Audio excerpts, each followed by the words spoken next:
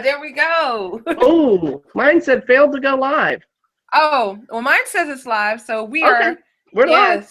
we are live. So welcome USA with our CEOCT chat. We're no longer coast to coast, we're around the globe. So we've already been for a spin, not all the way around, but about 3/4 of the way around.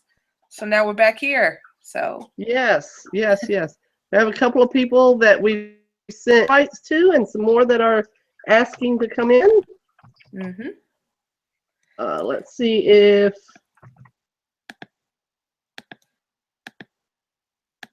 all right. So I think Tammy just came back. All right, yep, there I'm she back. is. Yay! Yeah, let's try this again. Awesome. Sounds good. So still inviting people left and right. I think this is the person I need to invite. Marlon, I think we got your invite. Yep. All right. So I think I got all the -5 time zone folks. So we expect to see you start rolling in here, folks, anytime now. Come on in. Come on in. We can't wait to see you. So shout out to Shelly. See her dropping some questions, and Jessica. And Yep. Craig is here. Doug is there. Dennis is there. Oh yeah. Wow. Where is everybody? I know. It's very strange. Very strange. Well, hopefully they will be coming through soon. So, but this is just so super duper exciting to be here again. I can't believe that we've already been on one trip around the sun, and ever since the very first time. Oh, I know. It feels crazy. The whole year, just all the things that we've done in that year, Sarah. Yes, it's so wild. From that to ISTE, and now back again with an even bigger team. And going global this year. Yes. Wow. Yeah, who knew? I still remember when you and Ashley had that idea last year, and we're just like, yeah, let's try this. So, yeah. And Ritu is done with her brunch. All right. Fantastic. I see Craig is in the chat. Craig is in the house. Yes. Nice. All right, we have somebody joining us. Courtney. Hey, Courtney. Hi. How you doing? Cool. And Amanda has arrived in the Twitter chat. That's awesome. Courtney, where are you from? I am from Delaware. Delaware. Nice. Are you going to be at the Colonial Tech Conference next month? I am signed up to be there. Are you going to be there? Yes, I will be there. So we will probably meet face to face. Where are you from? From the DC area. So yes. Wonderful. So, yep. Good. Looking forward to it. I see Valerie has joined us as well. Hey guys. Hey Valerie. How you guys doing? Good. How are you? I'm good. I'm in the car, so if it looks weird, it is because I'm driving and doing a hangout. Oh. Well, drive carefully, Valerie, because we need to hear you tomorrow in EduMatch. Absolutely. Yeah, I will be there. I will be present. Fantastic. And Casey has just joined us. Hi, Casey. Hi. Yay! Hey, how are you? I'm good. How are you? Oh, fantastic. Where are you joining us from? I'm in Westlake, Ohio, so I'm on the west side of Cleveland. Yeah. Oh, nice. Very cool. Excellent. So we have a nice full house here. Definitely encouraging anybody else to come join us as well, just so we can have like a, the more the merrier, as Tammy said. Yep. Absolutely. Is the White House, do you guys know, is the White House doing their Connected Educators Month? Anything for it? I know last year they did, but I haven't been connected this week as much as I should be. Not 100% sure. I know that the Department of Education is doing a connected educator conversation right now with another hashtag. But as far as what connections to the White House, I don't know how much closer there is tonight. Right. I've been hanging out with you guys all day. Ah, cool. So we have Doug and Craig who joined us. What's up? Hey, what is up, guys?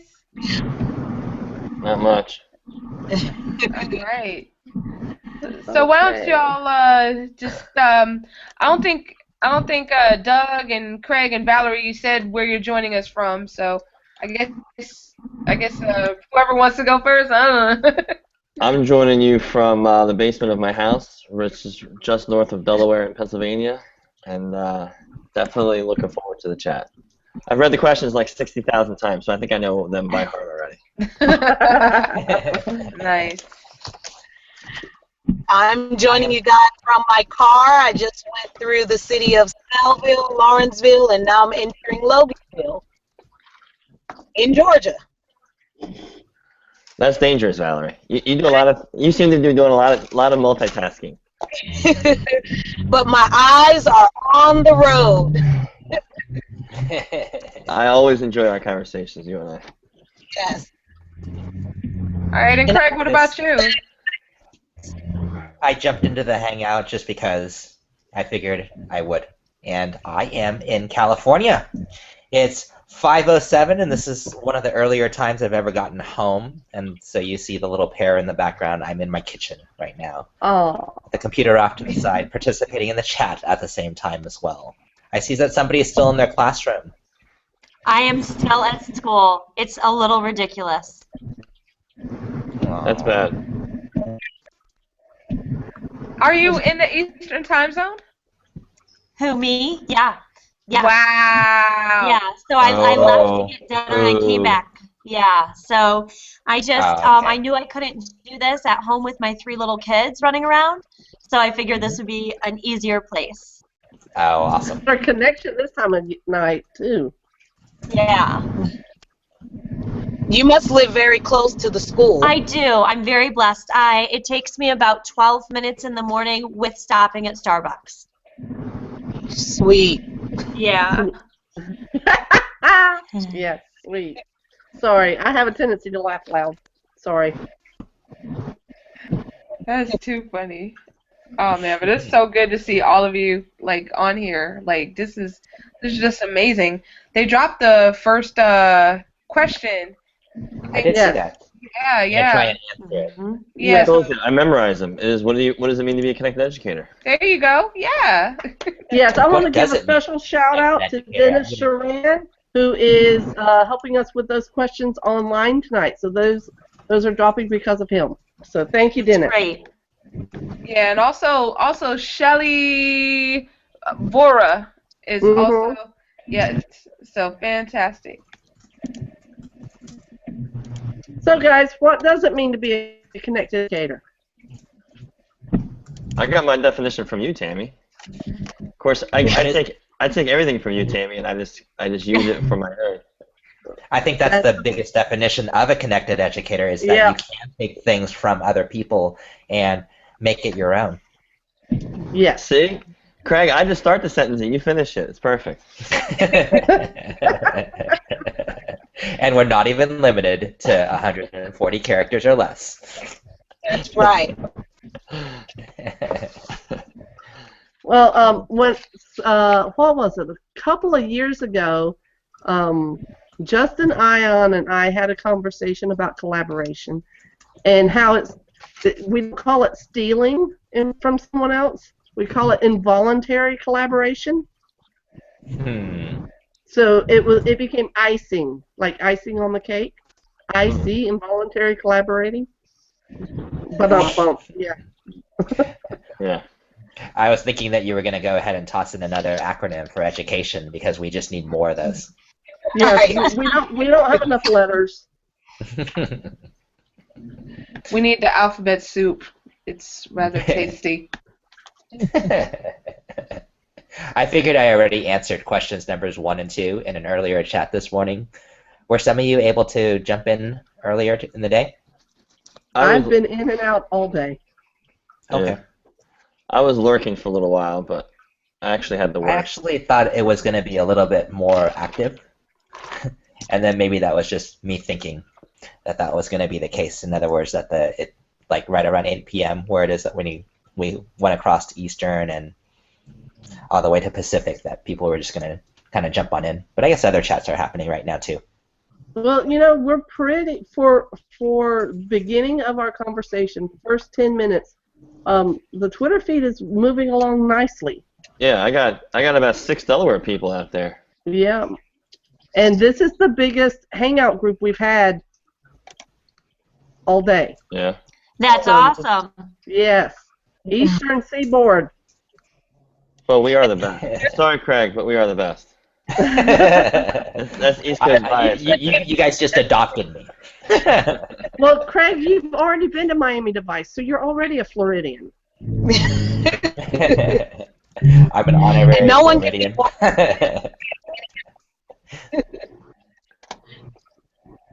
Craig, all the time. When he says he thought it was going to be more active, he already knows no one can keep up with him. So I don't even know about that as an invitation.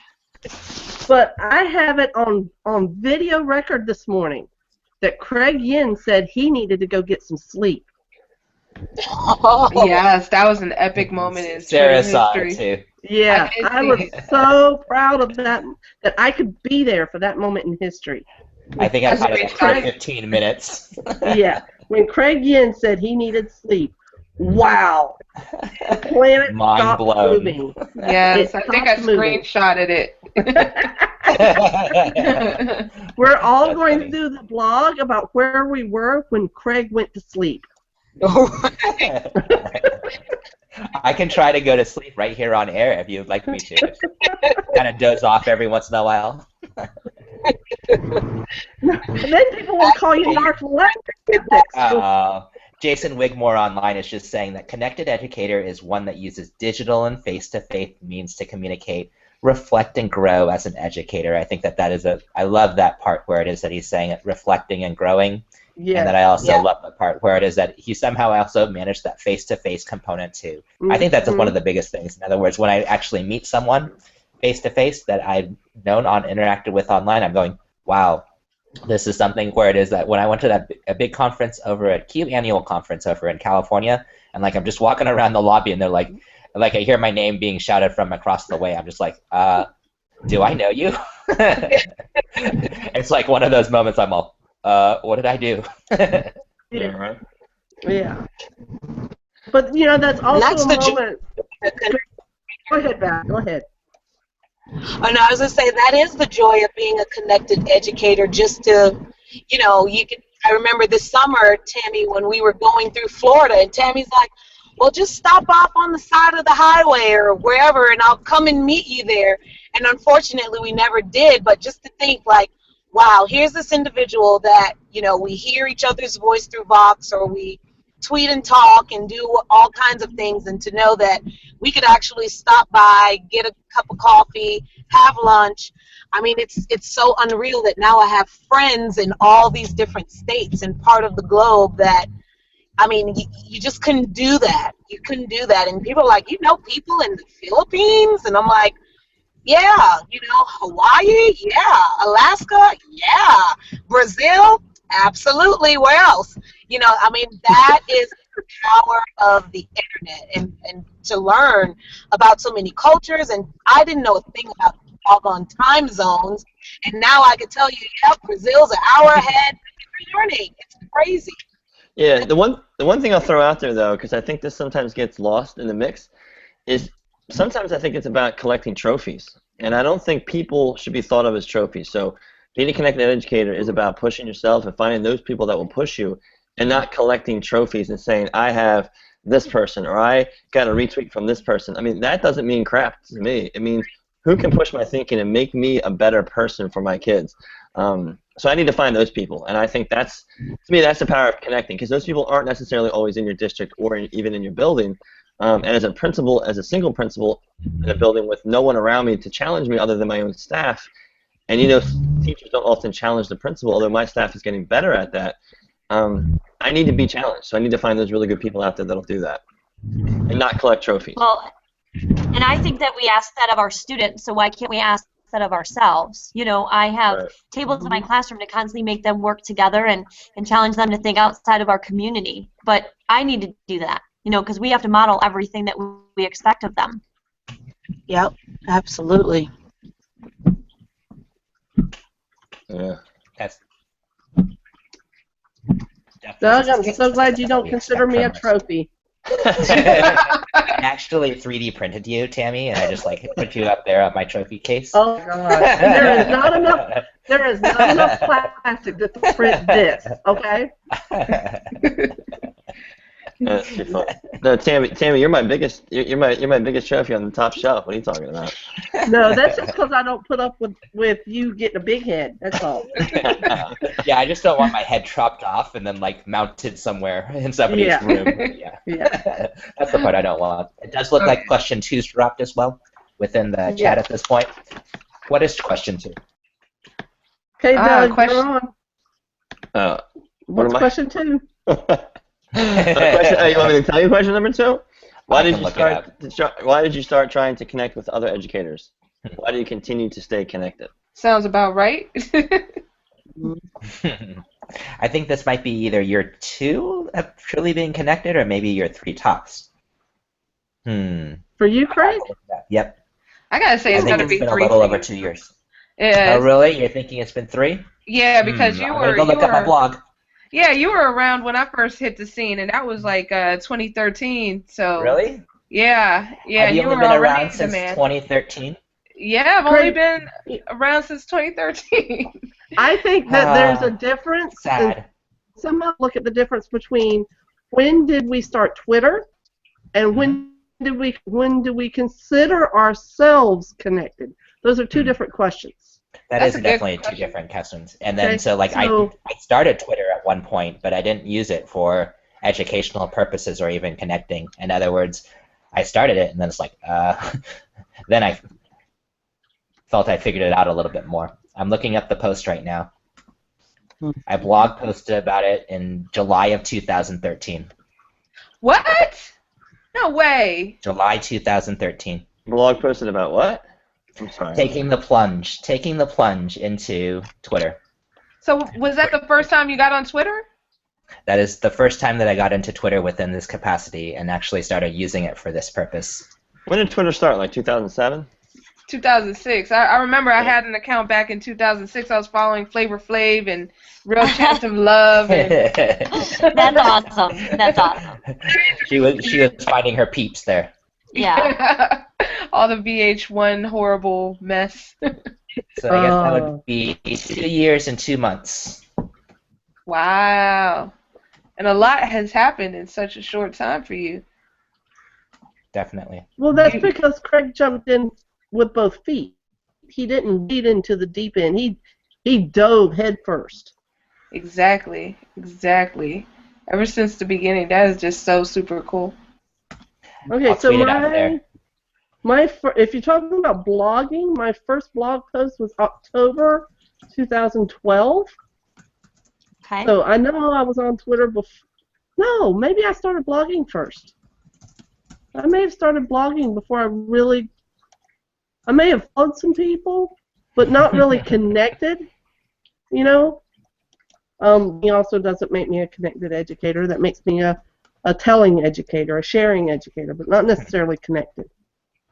So you would say that a connected educator is different than somebody who's the sharing educator? Is that what you're saying? Well, no, sort of. I can stand in a crowd and talk all day long. It doesn't mean someone's listening or that anybody's getting any value out of it. That's true. So That's a it good also point. doesn't mean I'm saying anything worth listening to. Right. You could just be regurgitating nonsense that really isn't even Exactly. true.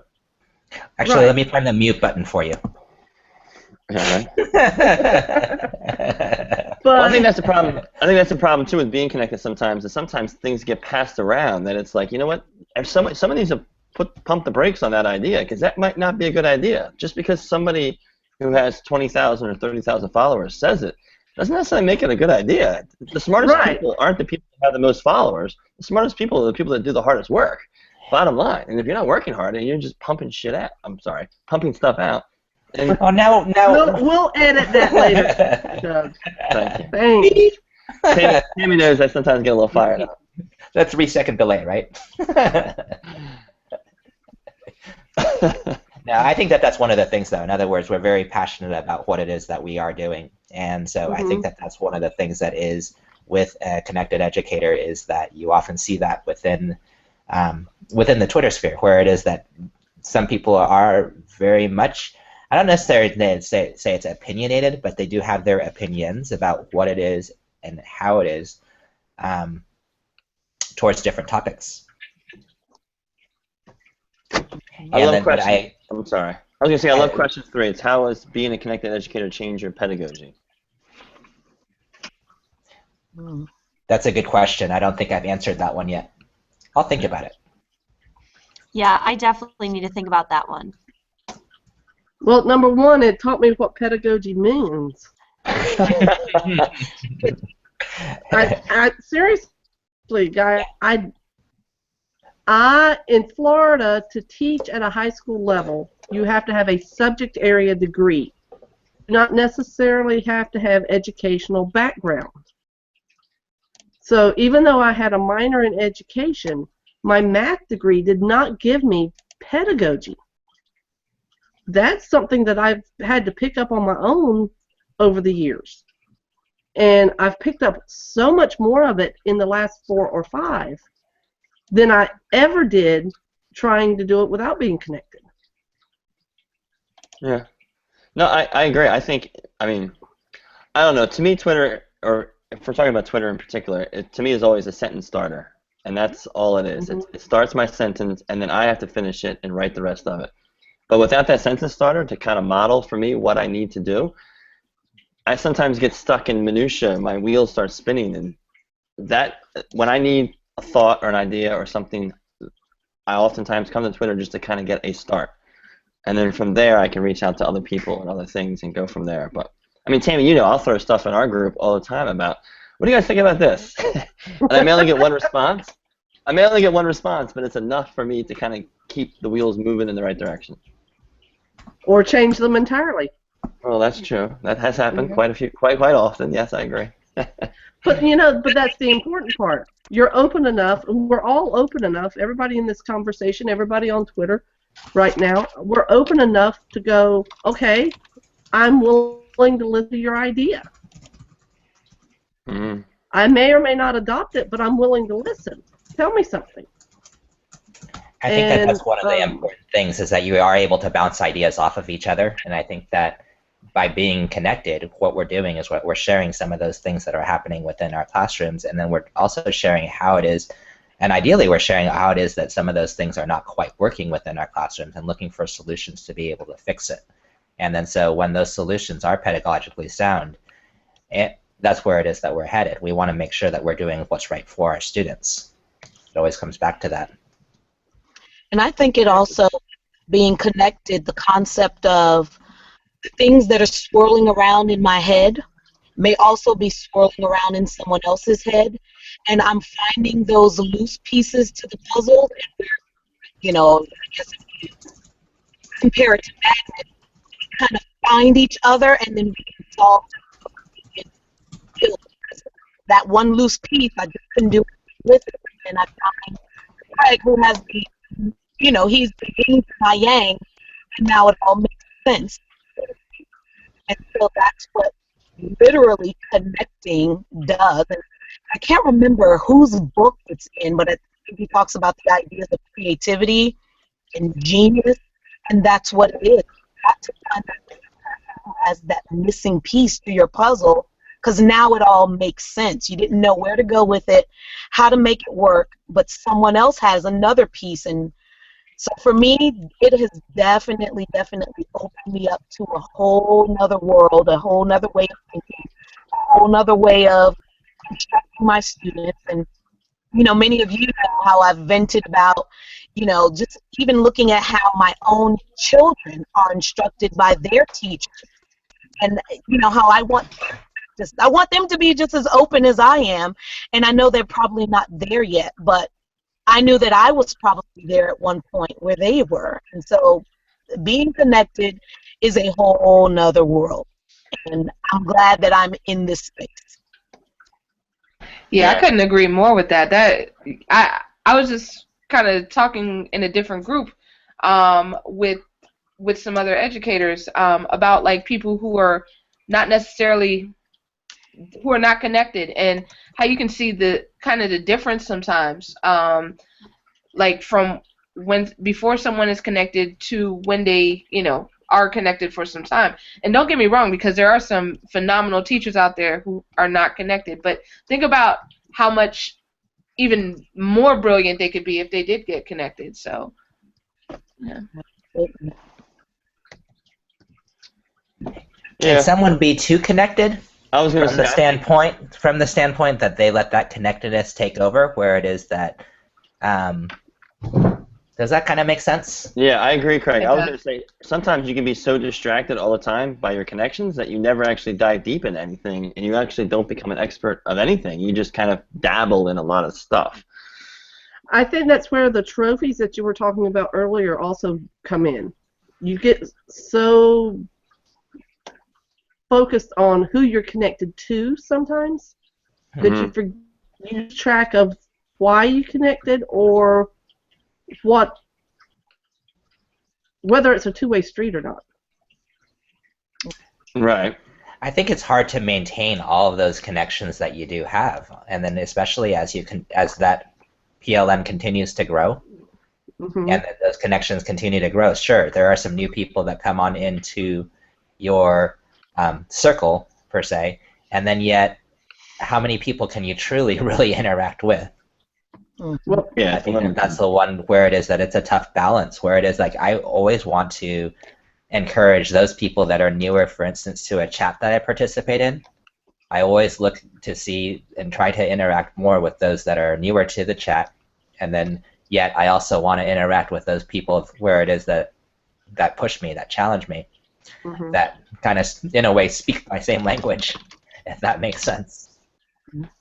Like magazine or the article that he wrote on Friendonomics, where you got this list of 1,400 and some people more than 1,000 friends. How many of them really are truly friends? Are we just collecting, trophies, as Doug mentioned? You're connected to the kindergarten friend you had. You're connected to the boyfriend, ex-boyfriend, girlfriend, the sister, to them, onto them. How many of these people are you really going through an exchange with? I know we had this conversation in one of our Voxer groups, and Justin Scheidler was, speaking, are you just a groupie almost? You're connected to people, but how rich is that experience? They're unfriending you, friending you, making room for other people. So where are you really getting the value? What are you contributing and what are you giving? And that's what you need to evaluate. I would say, first of all, Valerie, whatever Justin Slider says, don't listen to him. So that's first rule of thumb. Whatever comes out of his mouth, don't ever listen to a word he says. As a connected educator, I will tell you, don't listen to a word. Y'all are hilarious. Justin, thrown under the bus again. Oh, too funny. I just wanted to chime in and just kind of look at the other side of the coin, because I feel like it's not a zero-sum game, and I feel that sometimes people treat it as it is. Like, if sometimes people view it as if you connect with this new person, then you're not connecting with this old person. But I don't think it's a zero-sum game per se, because what if you just connected the old person and the new person and you're connecting with both at the same time? So, I mean, I think, like, for me, I don't like to limit myself to any possible connections or collaborations. I think that the discussions will come about organically, whenever, it's relevant, then we'll have those discussions, and people come and people go. Sometimes people are relevant in your PLN, sometimes they're not. But I personally always like to leave that door open because you never truly know. Right. Well, I agree with you, but I think as long as people understand that are also connected, that the door, I mean, so some people I think get offended if you don't respond to them. And I think I don't care. If someone doesn't respond to me and they come back to me 6 months later and want to start up a conversation, I'm fine with it. But don't expect me to be your best friend. I've connected with you a couple of times, but there's a lot going on in my life that you may or may not know about. So, don't hold me to some sort of standard that I can't live up to, I guess is what I'm saying. Yeah, I didn't get offended when Valerie couldn't stop for coffee. Yeah, right? And the next time she comes through Florida, I'll offer it again. Yep. So, but she now knows a little bit better about how to plan to catch up with me, or to let me catch up with her. That's right. And I'm going to plan that stop next time, Tammy, for sure. Awesome. We have to figure out that balance for ourselves, and that's the thing. No one person has the right answer in who we should connect to or who we shouldn't connect to, or how many we should connect with or not connect with, or how we interact with them. That's very relationships. Right. You build the relationships you want to build, and you don't build the ones you don't. So yes, I'm connected on Facebook with a bunch of people I went to high school with. I don't necessarily interact with them every day anymore, but that's okay. They don't interact with me every day. My worlds are colliding, where it is that there was like a couple of people that started saying, oh yeah, so let's connect over Facebook, and then so like my Facebook feed has suddenly it's beginning to look a little bit more like my Twitter feed, where it is that there's some different things that are shared within those types of groups as well, and some of the groups that I've joined within Facebook at this point are education related. I'm like going, wait a second. So I think that actually if we could, if that's the way we have more of our staff, for instance, that are connected on Facebook than they are that are connected on Twitter. And then so if that's the place where it is that we need to meet them to be able to share content there, to be able to have a group there, and to have that connectedness within that arena, then that's where it is that we should go. And then yet some people just say, okay, well, Facebook's only for my personal things. And then so no matter how much content that I post, it might not ever get to them. Yeah. It doesn't matter where you're connected. I mean, we have a learning management system, Schoology, which is definitely a connection tool that people share resources. There's not really conversation, but every time someone shares a resource, you get a notification. There's been a new math assessment. There's been a new math activity. There's been a new video shared. And everybody on that team knows now all of a sudden, like, Mrs. So-and-so and the group of 3 has shared this to the group. I can then take it and use it in my lesson. And it's communication. It's just not, how was your day communication. It's actually very powerful. I mean, I've never seen lessons being shared as much as I have in the last year and a half. And what are you using to do that? We use Schoology. But okay. When you set up your notifications in a certain way, which you develop a group, so each teacher has a course that they develop for their students, but the team itself has a group. So the group think of the group as like a live binder, and you share resources to the group. The teachers can then pull the resources and basically just move them with one click into their course for the students. That is so cool. I have not heard of that before. Cool. Like, we finally just got like Google Classroom and all that just this year. Yeah. And we're in a great district in Ohio. I mean, we're one of the best districts, but I feel like we're so behind in this. I just feel like there's so much out there that I can't even wrap my head around how many different resources there are, because I'm a new rookie in this. I've had Twitter since 2013, but I'm just now starting to connect with other educators on it. Right. And I mean, I'm so open to learning about new things. I just think there's so many untapped resources. It's amazing. Yeah, just wait. The government is going to start an open educational resource thing soon, and there's going to be copyright-free resources for all sorts of educators on a level that you've never seen in the next couple of years. So, it's beyond wild, yeah. Well, there already are, just the government's going to have a place for them to be organized. Yes, that'll be accessible and equally available to everybody, and on a scaled level that everybody can reach them. That's, I don't know. Yeah. And, No, you're absolutely and right, Tammy. They're absolutely right. yeah, I mean that's the thing. That's why one of the reasons why I connected it so much in the last 2 years is because I started a program that had absolutely no resources. I was teaching computers, and I didn't even have computers in my room yet. That's wild. Yeah. So, and so Casey, when you talk about all the resources that are out there, that's also one of the ways that newly connected people get so overwhelmed that sometimes it just shuts them down. Right. You know, I kind of, I've been doing this for a while, and I remember when we would adopt new textbooks back in the day, and you would get these 6 or 7 boxes, huge boxes of resources that came with the textbook. Everything under the sun. It was written in 4 different languages, and you had overheads, and you had enrichment activities in this box, and all of this stuff. And the first 6 weeks you had it, you couldn't do anything with it because you were so overwhelmed with It's true. all of the parts. And you wound up using what? 2 workbooks out of all of that? Right. Right. You used the textbook and maybe the 1 workbook you used when you had a sub. Right. Well, the whole focus of this OER thing is to get rid of textbooks altogether, like to not have textbooks anymore and only have learning platforms. So there will be no more lesson plans. It'll be learning platforms that kids can access at different levels, and learning will not be linear. Learning will be picking and choosing and multiple tabs, and that's how kids learn now. And it's really going to align kids learning, content delivery together in a way that, I don't know. I've gotten a little sneak peek, and I hope to be a part of it. But it should be really, really, really, really, really cool. The problem is going to be pedagogy for teachers because you're not going to be used to it. Yeah, that is. But it's about time. Or when you have just too much out there, and then it's harder to just be able to. Are they really going to go through to vet which one of them are actually tried and true practices, or are they just going to try and catalog everything that is out there? I think that's one of the big things there because, for instance, there's Open Ed right now that tries to just connect your out to all those different other resources that are out there. What is it that we're actually going to have there?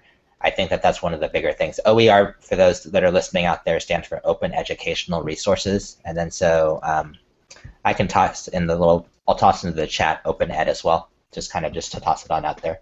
Right, and they've been around for a long time. Yeah. And there's some districts that are really doing a great job with them. But. And I think it comes back to how do we help those teachers in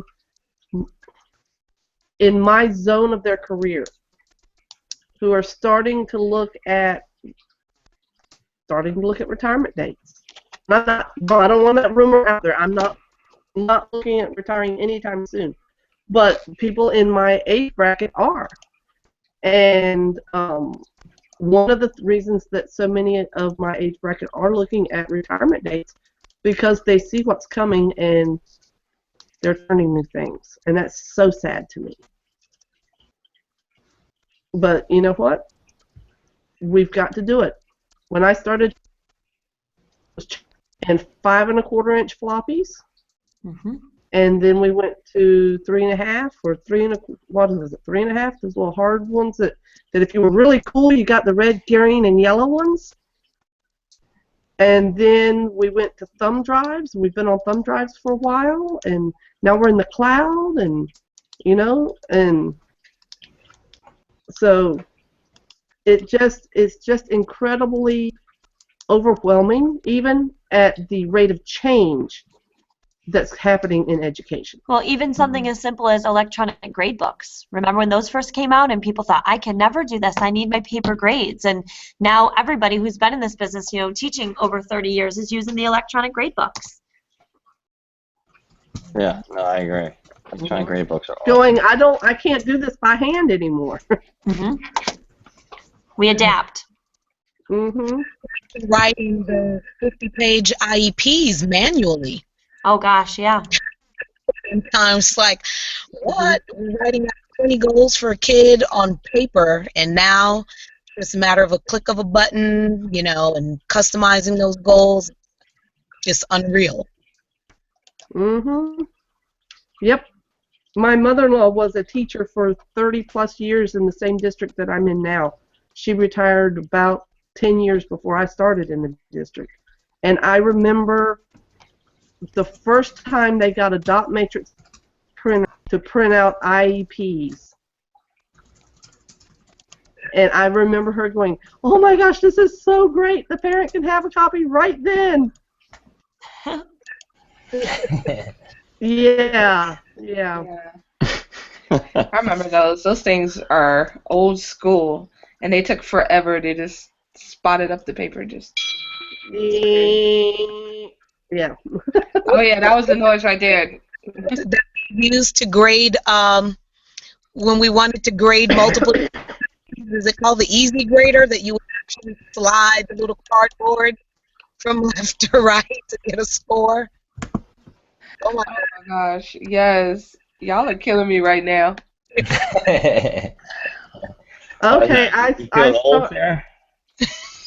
Just a little bit, you know. I have Oh 11 no, years. Sarah. You're younger than me, Sarah. You're younger than me. Ditto machines. You guys have not lived until you've had to deal with ditto machine fluid all over your new clothes. Sarah, you might be the second youngest one in this group here, so easy. You think so? Yeah, I think I'm smelling blue right now. Oh no, I've been With the ditto doing this for 11 years machine. now, so you know. I used to get high from ditto machines. I was... Oh no. I like turning the little crank there. That meant, Craig, that meant you were the teacher's pet if you were turning the ditto. We had a Yeah. preschool with the full-on copy machine. We still had the ditto machine where it is that you're going like this the whole time. Craig, did you get you got all A's in school, didn't you? You must have always gotten good grades, right? No? That's not quite how I remembered it. No, I think I did okay in school. I learned to play the school game pretty well, and I still think Yeah. I am playing the school game. I was going to say, because you seem to be, I mean, from what I've noticed of you on the Voxer groups and on Twitter, you seem to be on top of things all the time. Oh, thank you. No, that's great.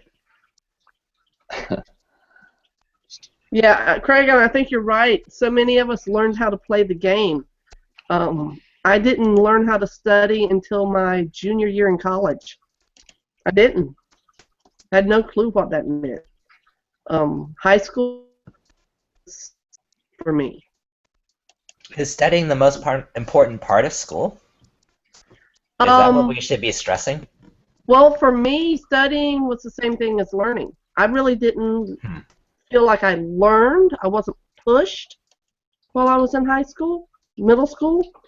I don't.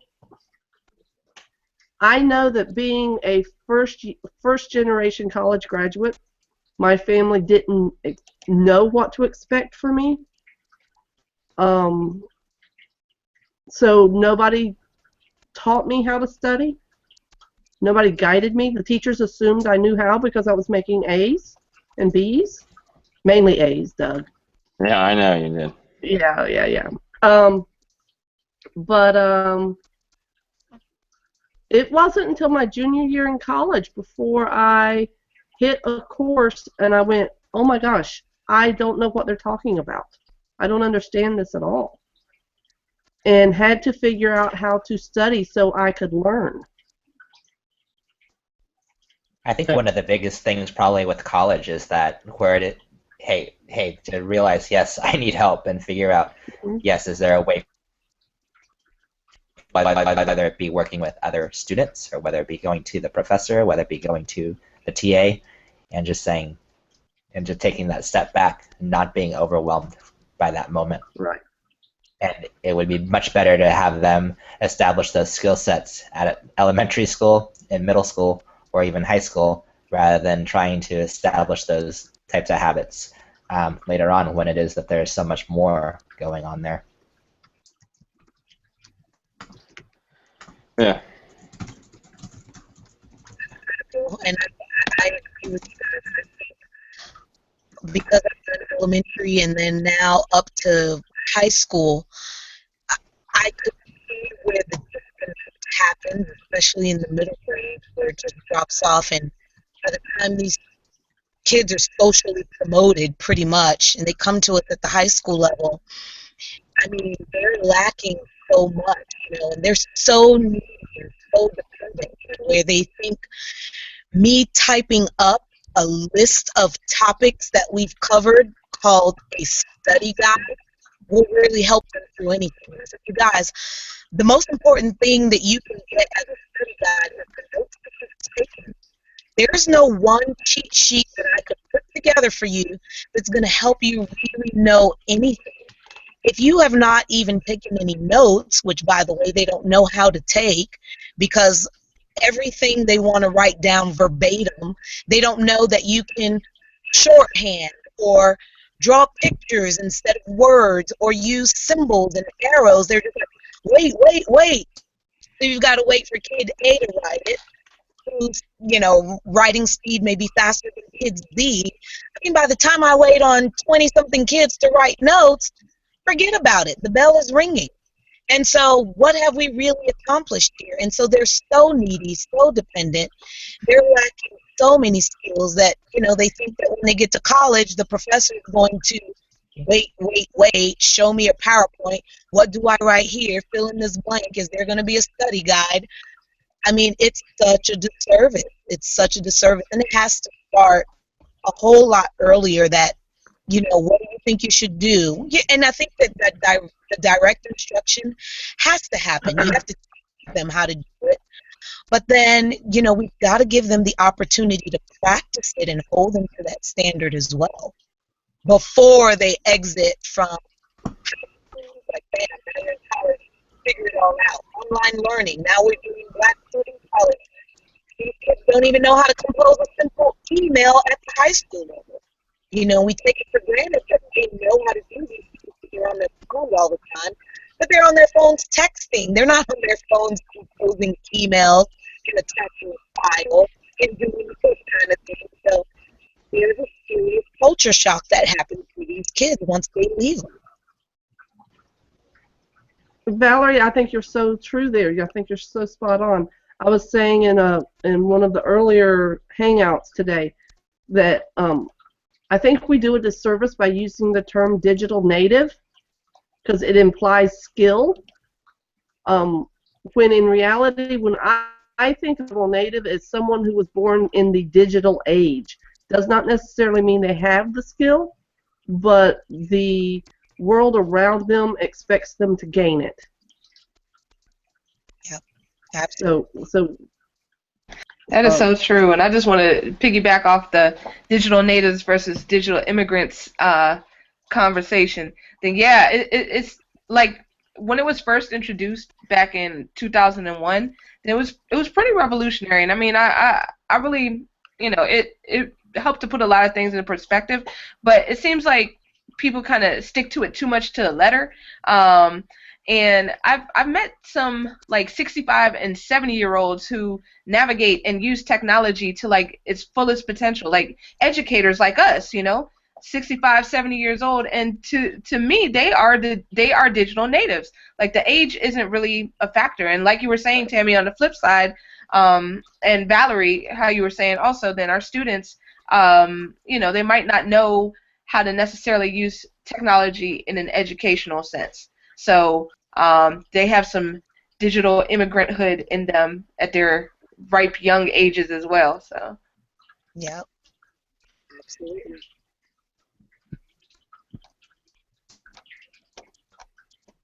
Like Aaliyah said, age ain't nothing but a number,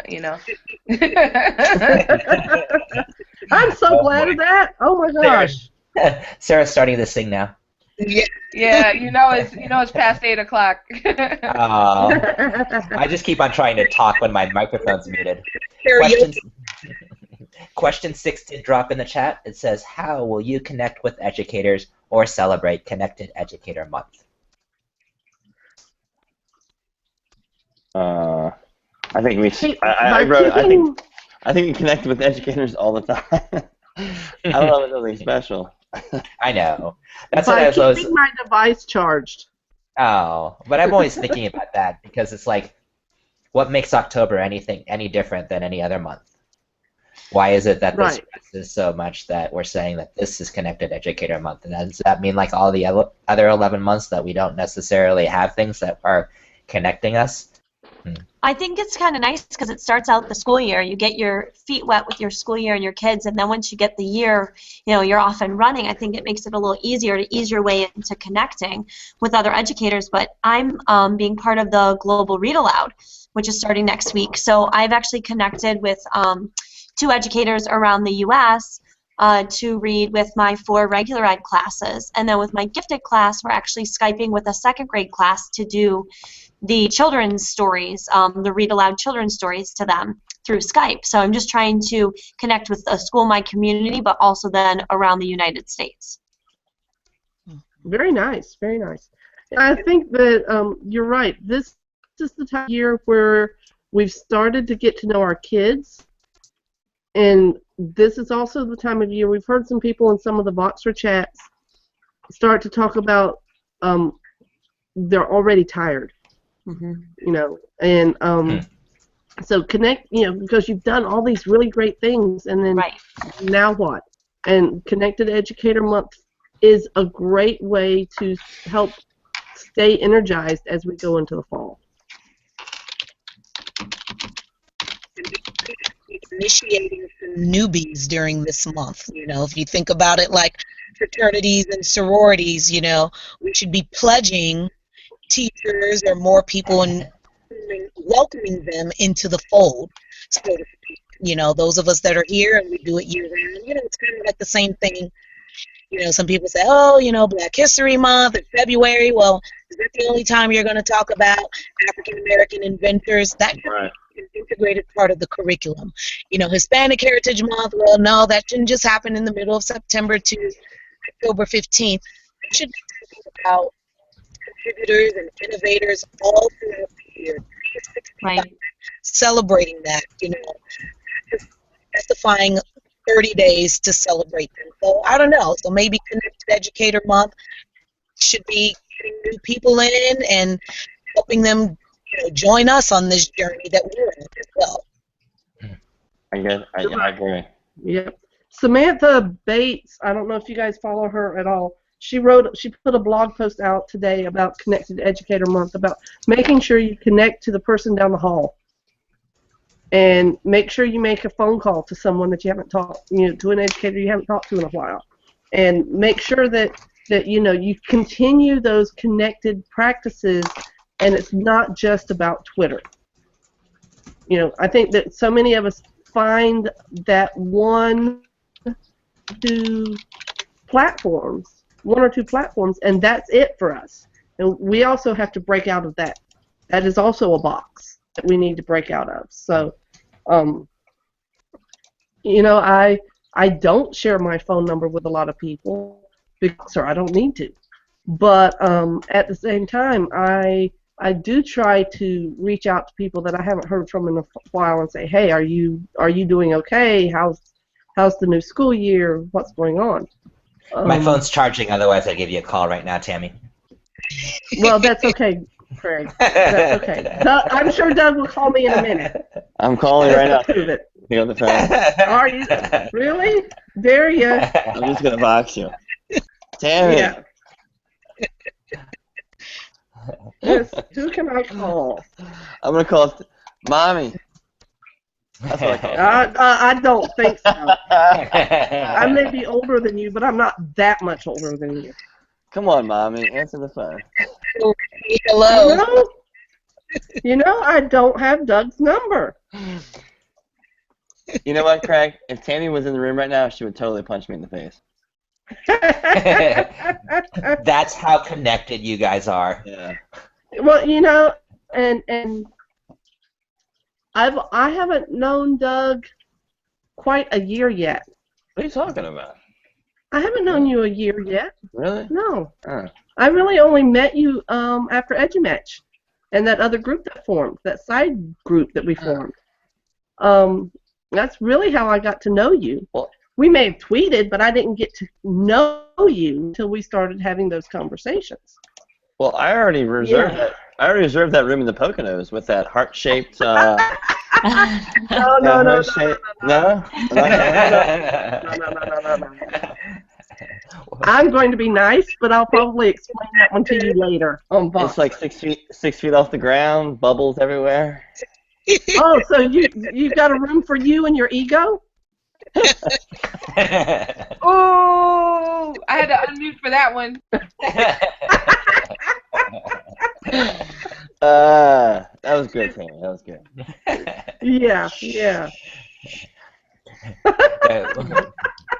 Question 7 dropped. What is your one takeaway from tonight's chat or from tonight's hangout even? I got a lot of work to do. Yeah, right? But you What do have you a long mean? time to do it. What do you mean by that?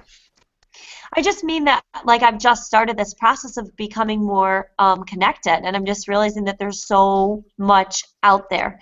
I am feeling a little overwhelmed, but I'm also feeling energized and excited.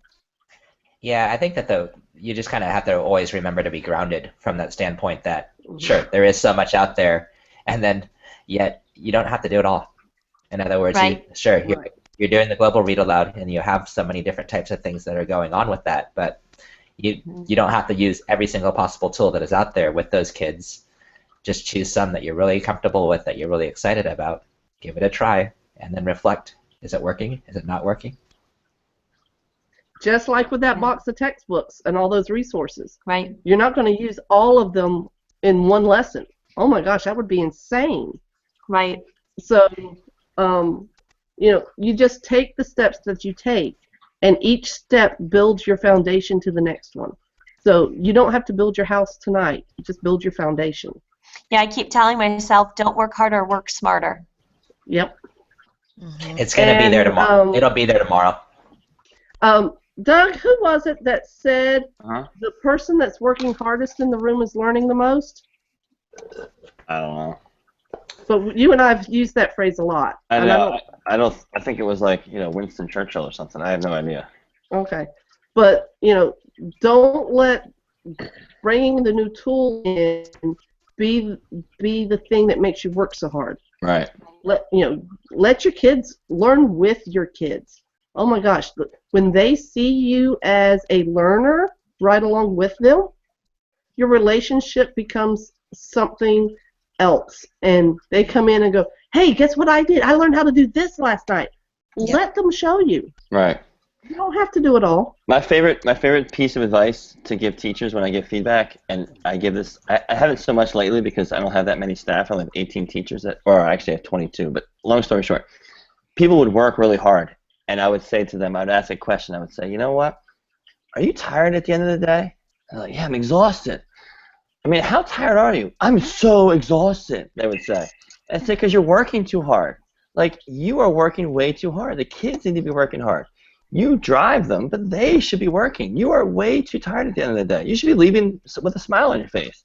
So let's change it up. And let me give you some ideas on how we're going to do that. But that was always how I would lead off. And they would admit to me, I'm so tired. Well, then let's change it. That's all.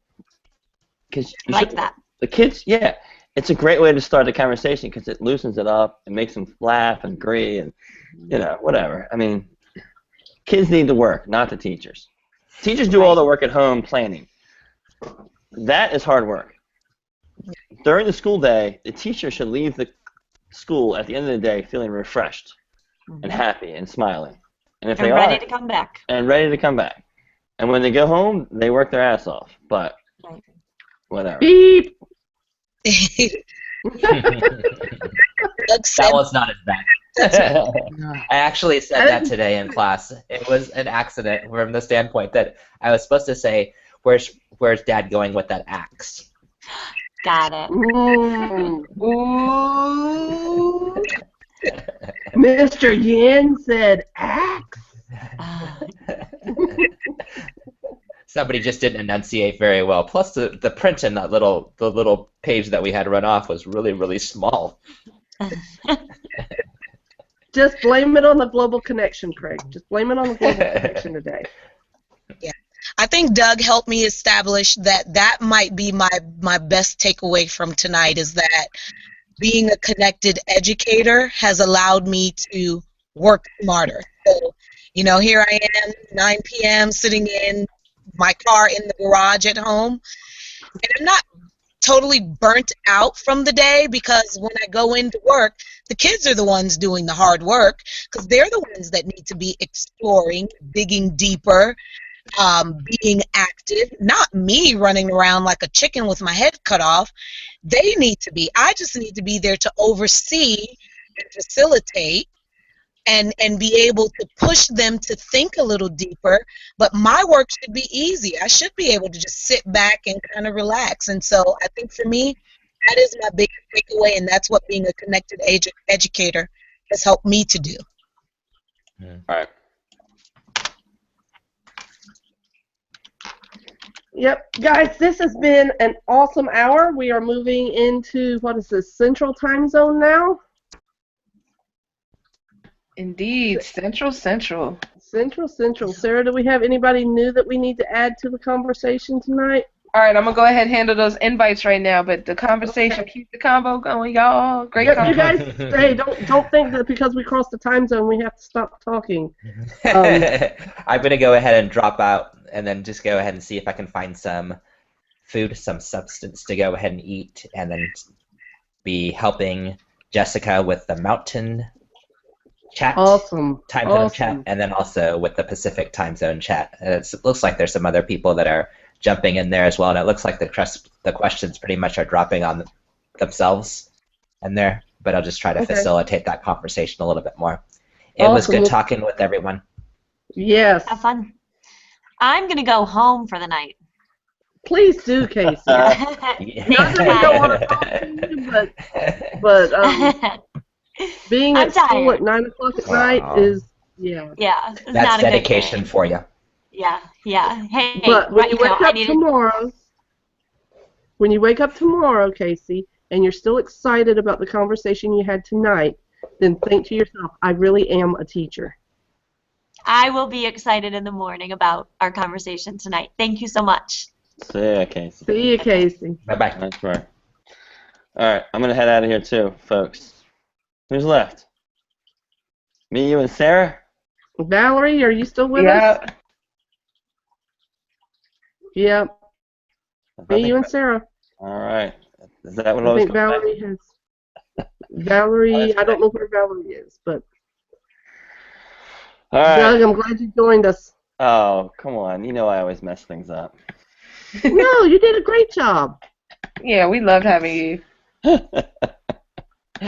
All right, y'all.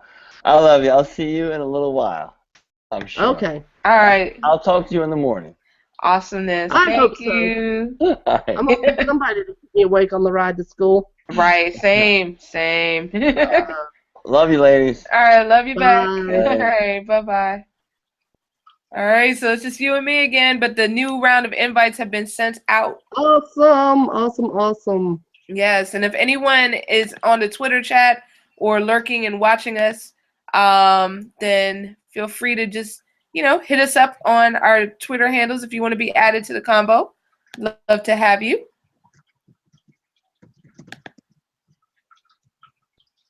I see that in the Twitter chat, then we have Jessica that just dropped something, so great.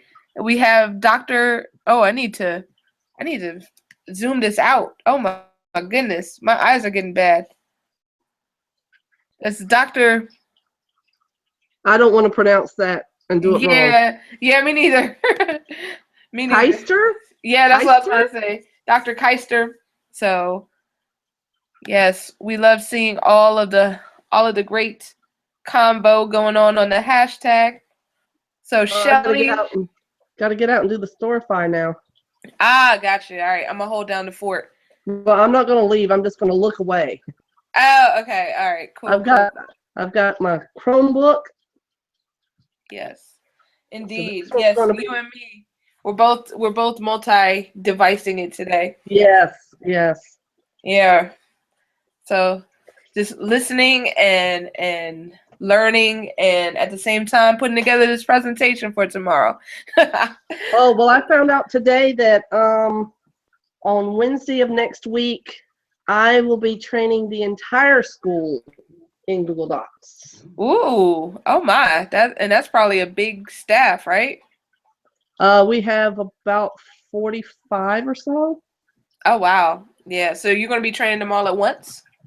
Yeah. Oh my. The good news is that some of them have already been through my Tech Time Tuesdays. Uh-huh. So I have a few experts, I guess you would call it, to help me out. Yeah. Um, and but we still have a good portion of people who have not requested their Google accounts because our district is leaving it up to personal requests. And so with the PLCs we're doing this year, the need for the collaboration tool has grown. Gotcha. And it's so, the people that have been through a little bit of training I've been able to give this year, I've seen that the power of sharing a document in Google. Oh yeah. And to You think know? it all started, you were the first one last year who piloted it. Yeah. Yeah, now it's a jumbo jet. It's not a little Cessna. Yes. Oh, don't say Cessnas. They'll scare the mess out of me. Those little planes are traumatizing. Yeah, I don't like those either. Yeah, definitely. Oh man.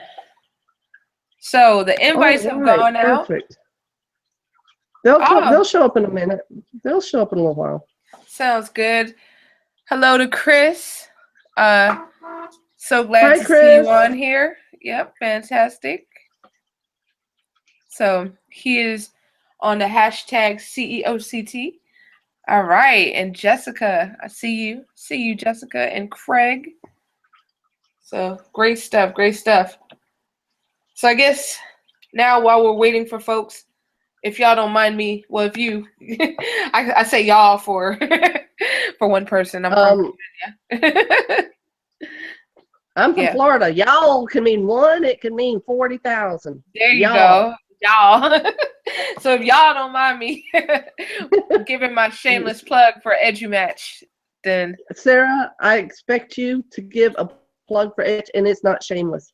All right. Edge is amazing. Absolutely. Edge is an amazing way to connect with educators who are like-minded and push. See, I'm giving it for you. Yes, this is like-minded and push my thinking and support me when I need support.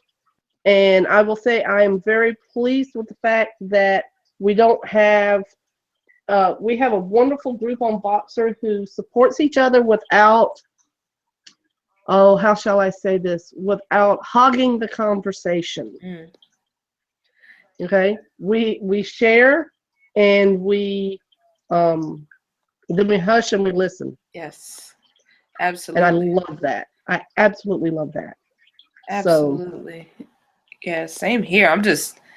I just feel so fortunate to be part of such a community of great people who have come together. Like this has just been so amazing for me as an educator and as a person to be part of it. So just want to, encourage anybody out there who might be listening to join us. You can just pop right into Voxer, bit.ly/EduMatchVoxer. And yeah, that would probably be the best, quickest, most direct way to get in there. Yep. And so while we're waiting, here's my shameless plugs. All right. For the chats that I moderate or co-moderate, lead moderate. Right. Florida Edge. No, we have Florida Ed Chat will be celebrating its 2nd anniversary this coming Wednesday. Ooh. We are doing something that I don't think I've seen in another chat yet. I may have, but I just don't recall it. It's called, we're calling it a moderator mashup. Oh, that sounds fantastic. Each moderator is going to go back through the year and find a chat that meant something to them and ask one more question about that topic. Oh, nice. So it's sort of a year in review from the moderator's viewpoint. That's cool. There are so many amazing conversations that have taken place in Fled Chat, which is, by the way, for those of you that may be watching, it's Wednesday nights, 8 o'clock Eastern time, every Wednesday night. The only time we take off is we take off the Wednesday before Christmas, the Wednesday before Thanksgiving, and the Wednesday before New Year's. Mhm. So, generally speaking, the weeks into the year, Fled Chat takes that time off to be with our families. Right. But I'm very, very excited. We now have 5 moderators. Let's see if I can name them all. There's Wow. me, Celeste Clemens, Kristen Harrington, Douglas K, and Doug knows I call him K because I can never pronounce his last name right. Bless his heart. Bless my heart because I haven't learned it right yet. And Brian L. Miller. So we have almost the interstate covered regionally. Mhm. And I'm very proud of what they've all done. We will actually be, we actually have a session this year at FETC. Mm. It's going to at noon on Fridays, and so we're calling it a Tweet and Eat. Oh, Like that? love it. Love that. Since it's right at noon, we're encouraging people to bring their lunch with them. Come on in, bring your sandwich, bring your device, and let's learn how Florida educators are getting connected. And then the other chat that I do is Rural Ed Chat, which is on Tuesday nights at 8:30, and we're about a year and a half old now. We try to find topics that pertain more to those of us in the rural ed world, but we are in the process now of working on a Mythbusters conversation, not this week coming, but soon. We're going to be connecting with some people from urban school districts and having sort of a country mouse, city mouse conversation. Right. What do you think's happening in our world, and what do we think is happening in your world, and let's see what the truth really is. Oh, wow. So so I'm really excited about that conversation. Mm-hmm. Let me drop the Storify for the last chat. All right. Okay. There we go. Multitasking Yes. extraordinaire. I wish I were that great at multitasking. But no. Mm-mm. Yeah. I'm not that great at it. Well, if I put it in the wrong spot. No, I'm sure it's fine. I'm just going to hit you up with a message on chat. So.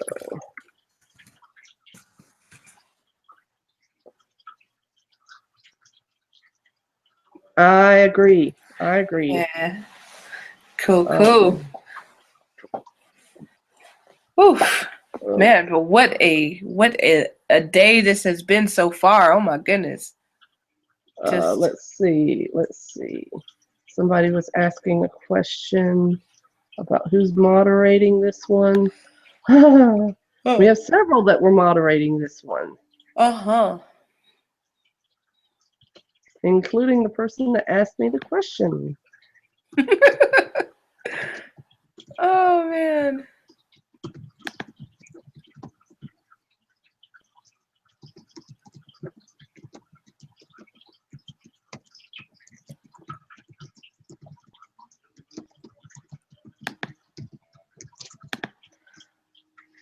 We may have to jump over to the Twitter feed for a little bit and help some things out because it doesn't look like the chat questions are dropping as succinctly as they have done in the past. So, okay. I'll go ahead and handle that. I'll start from question 2, which I will drop in about 5 minutes. So we'll get that up and running. Awesome. Hey, this is the backside of what it takes to make it happen. Right. Exactly. So. Let me put that message in. Yeah, we're going to have to edit some things out of some of our conversations because there are some moments where people are just watching me spell into Twitter. Well, this is real. This is like the real world. This is high right here. Can Tammy spell it right? Oh man, you're too funny. This is like the real world. You think you know, but you have no idea. Well, Sarah, that's a good portion of being a connected educator, though. Those of us that do chats, Mhm. that organize chats. Most people don't know what it takes. Even people who participate in them don't Right. know what it takes to get a topic together, to get the research done, to get things scheduled or not scheduled. You know, in Fled Chat and Rural Ed, I don't schedule the questions ahead of time. We have Right. questions, we have research that we do, but we let the conversation drive what it is that we're talking about. Mhm. Um, you know, we try to give the educator the voice in the conversation. It's not about what we want to talk about as far as the moderators, it's about what we in the room want to talk about in the chat. Right. So to get all of that together um, is not always easy while you're also teaching. And Right. so having these Exactly. lulls in the conversations is fine because people can see the work that, you know, it is work. It may be work of passion that we have, Mhm. but you and I That have it had this is. you and I have had this conversation before. Um, Right. that we enjoy doing it and that's why we do it. But it Mhm. is not always easy. You Right. know, Cake Boss makes making cakes look like nothing, but try to make something that's, you know, 5 feet tall and all kinds of craziness, and mine would just look like I threw a cake on the floor because that's probably what I would do. So Man, I hear you on that. I hear you on that. Yeah, prime example being the EduMatch person of the day. Like you might notice that during the summertime we have like one person every day, but once the school year starts, and we might have like one or two a week. right, Yeah, and because it's that's just like. like that, and that's just like us starting. All of us we start the new school year. You and I both fell into this trap last year. We Mhm. started our school years last year with all of these new things we wanted to do. Right. You know, and we got wrapped up in not having enough time to do them well. Exactly. That's And what it is. so this year I'm not doing as many of those new things. I'm trying to get my curriculum straight first. I'm trying to make sure my classroom management is straight. Mhm. And you know, if I bring gamification in second semester, then I do. And if I don't, that's okay. Right. Exactly. You know, I may not be the type of teacher that can check mark every little thing the kids in my class do. Right. I just not the way that I um, run my classroom, but that's okay. Right. That's perfectly fine. So, I hear you on that. yep. Yeah. Okay, I'm gonna put Yeah. something out. Our GHO is live. And want to talk through this.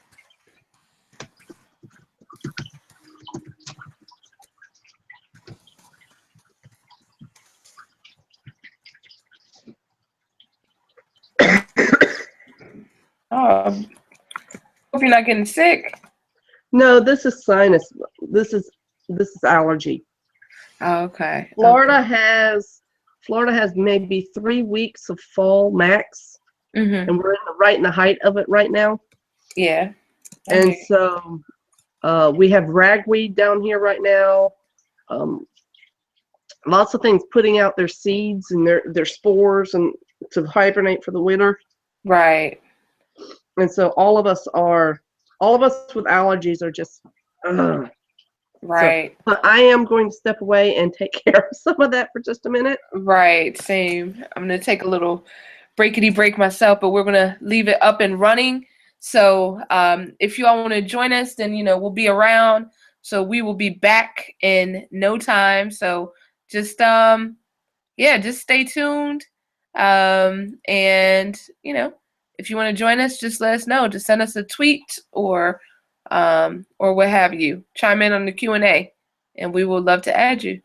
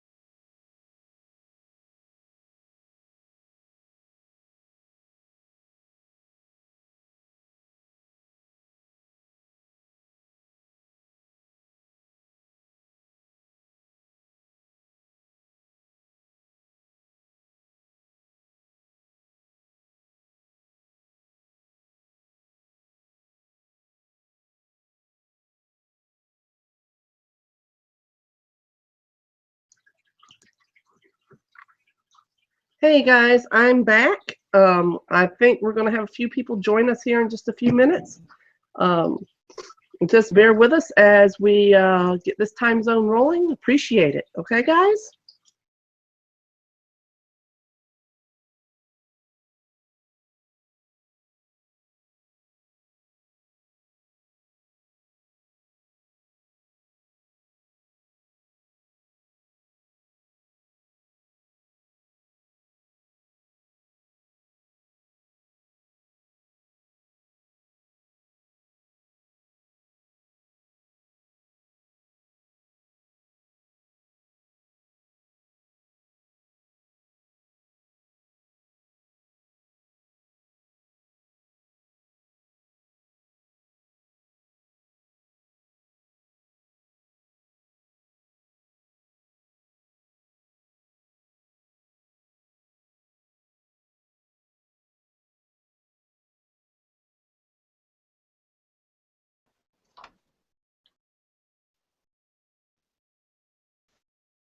Hey, Jessica. Hey, Hi, friends. How are ya? doing good. How are you? Doing great. Caffeinated. Keeping caffeinated. Always Oh, important. awesome. Got my orange juice there. Nice. I don't think there's caffeine in orange juice, Tammy. No, but my allergies have been kicking in, so Ugh, I'm trying to make sure I stay pumped up with vitamin C just in case. good call. So, oh, this has been an insane conversation today. Pretty You know? exciting, though. Yes. Oh yeah. I mean, I have connected with people that I didn't know existed. Oh my gosh, the 2 o'clock conversation with those from with the teachers from Europe. Mm-hmm. Oh my gosh, I did not realize that they this e-tweening Yes, thing. I was asking somebody about that. I had no idea what it was. So apparently, the European Union has created their own network. And so they have their own European Union-wide walled garden. Hmm. So I was looking at their website and they were talking about how they all sort of can opt in, and it looks like they have these different smaller groups within the larger mhm, group based on your affinity preferences and content and things like that. And I thought that was really neat. right, which is kind of like what we've done over here with Twitter and all the smaller chats. Hmm. Really, I mean, gosh, we've got tons of smaller chats. But but yeah, listening to them and the three that moderated that chat, and it was Bart and, well, I cannot remember the other two ladies' names. Please forgive me, ladies. It's been such a long day for conversation for me. But they are very interested in connecting with the U.S. and doing things and trying to figure out. There we go. Thank you, Nice. Merjana and Arjana. I think. Yeah, See, I Sarah, think so you're too. always saying that your memory is not good, but it's way better than mine.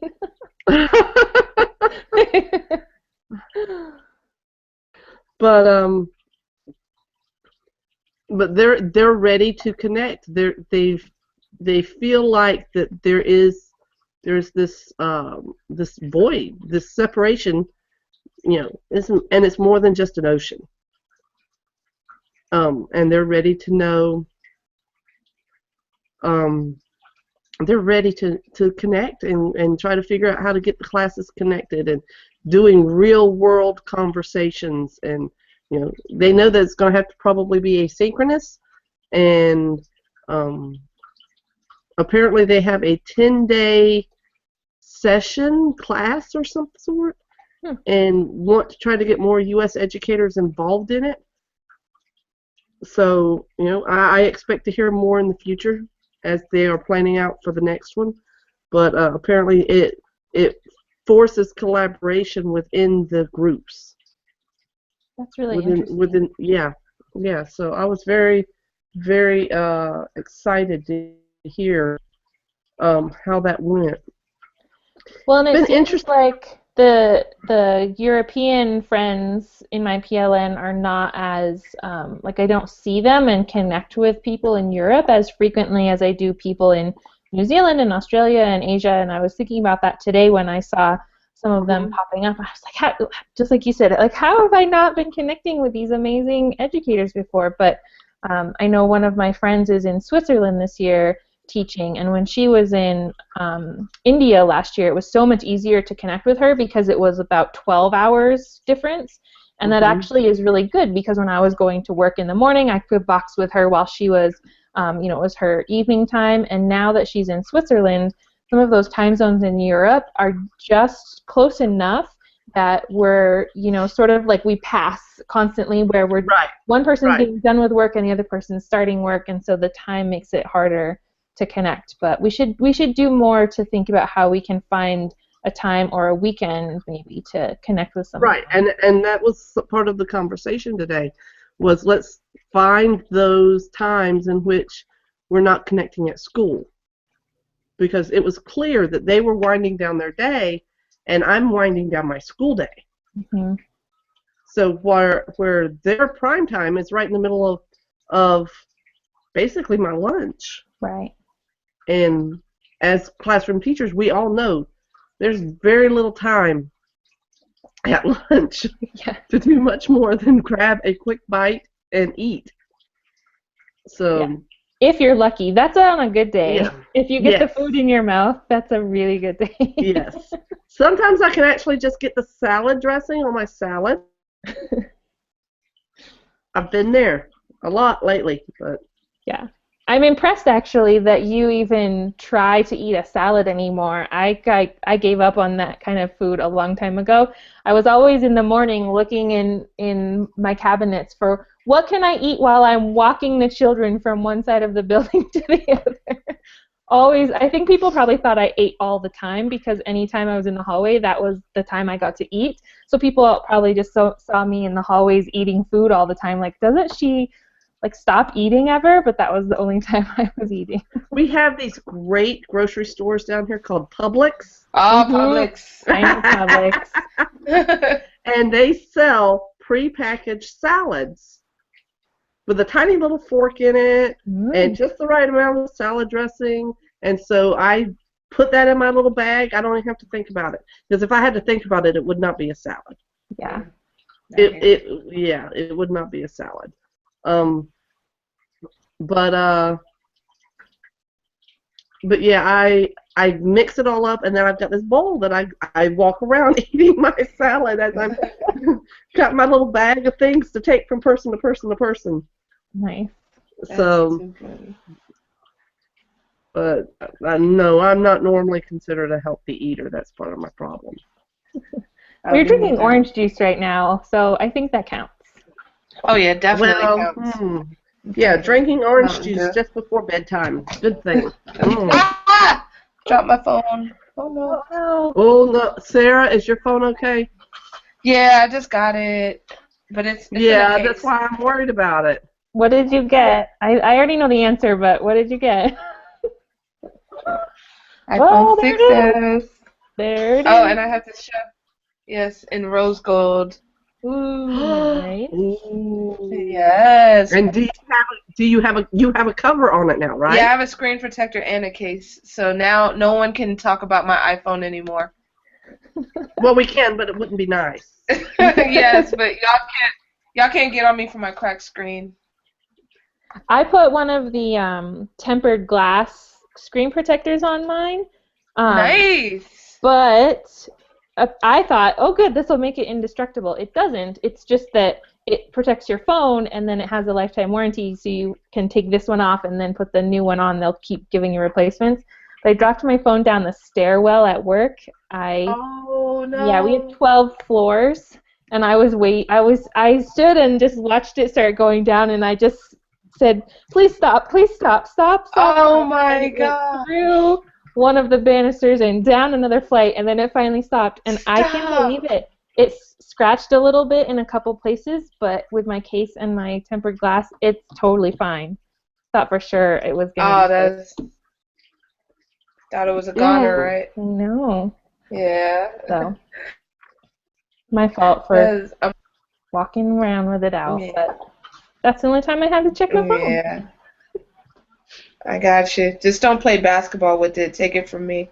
I mean, Oh, not with the phone, but don't play basketball while don't. it's in your pocket. Okay.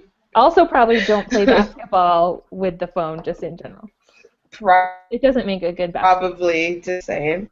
Yeah. Mm-mm. Oh my goodness.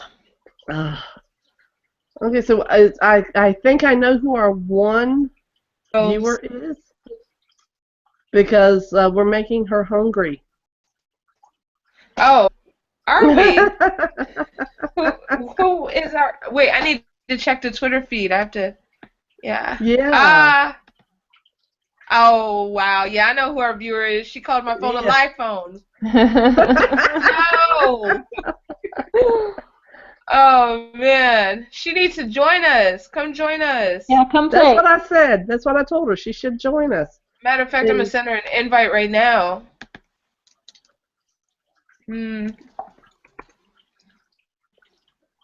I sent her one.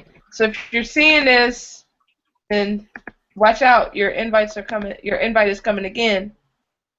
It's coming to get you. Oh, and Nancy just popped into the chat. Yay!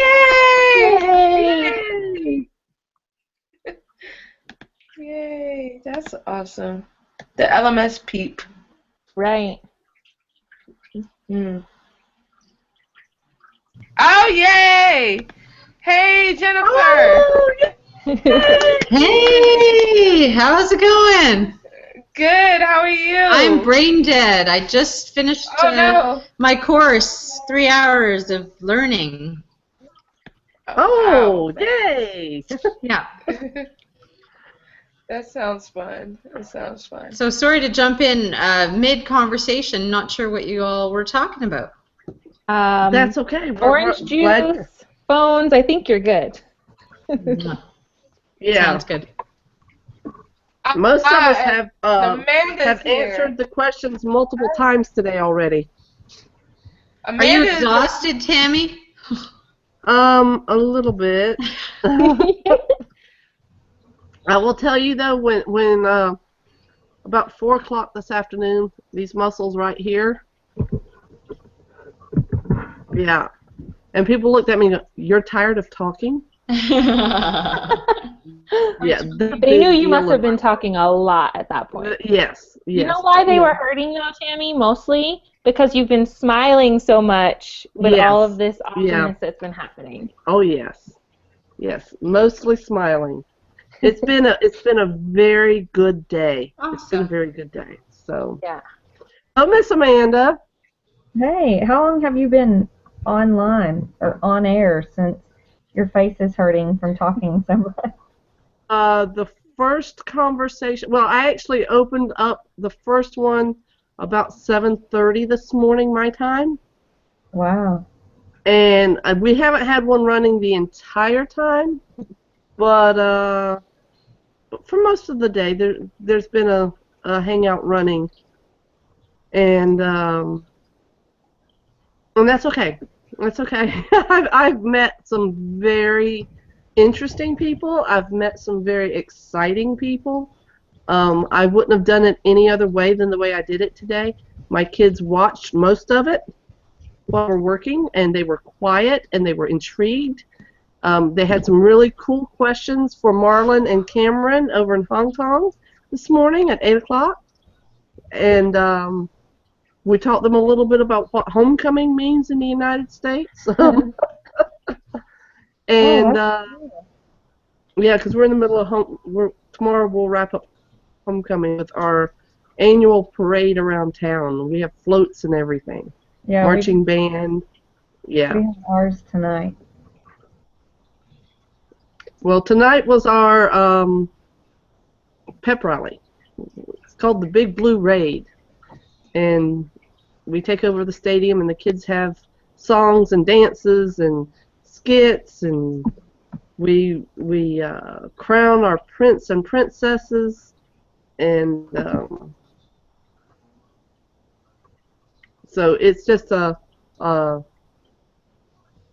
huge deal in our little tiny community. How many students do you have, Tammy? About 750 in 612. Okay. Yeah. And I teach about 130 of them, I think. So in all of those grade levels. Wow. I'll see every sixth grader this year for 9 weeks at a time as we rotate through the through 4 of the electives. Sadly, one of those is PE. They only get a 1/4 of PE, which not much I can do about that, but that's okay. We're getting there. We're getting there. Where My, are you others from? So I'm Jessica, and I'm in Denver. Nice to meet you. I'm Amanda, and I'm in Texas. Oh, very nice. And I'm Jennifer, and I'm from Ontario, Canada, where it was 5 degrees this morning. I don't know what that is in Fahrenheit, though. It was not very warm. Not very happy. And we're having the opposite problem that we just can't seem to get fall here, and it's been in the 80s and 90s every day. And none of our schools, well, most of our schools in Denver don't have any air conditioning, and a lot of them don't have windows or fans wow. or any air movement at all. So, yeah, they're ready for some cooler weather. They would probably happily take your 5 degrees. Perhaps. And so, wow. That would be terrible. So what do you guys do? well, when I was in the classroom as a teacher, it was a lot of popsicles and trying to get really creative with.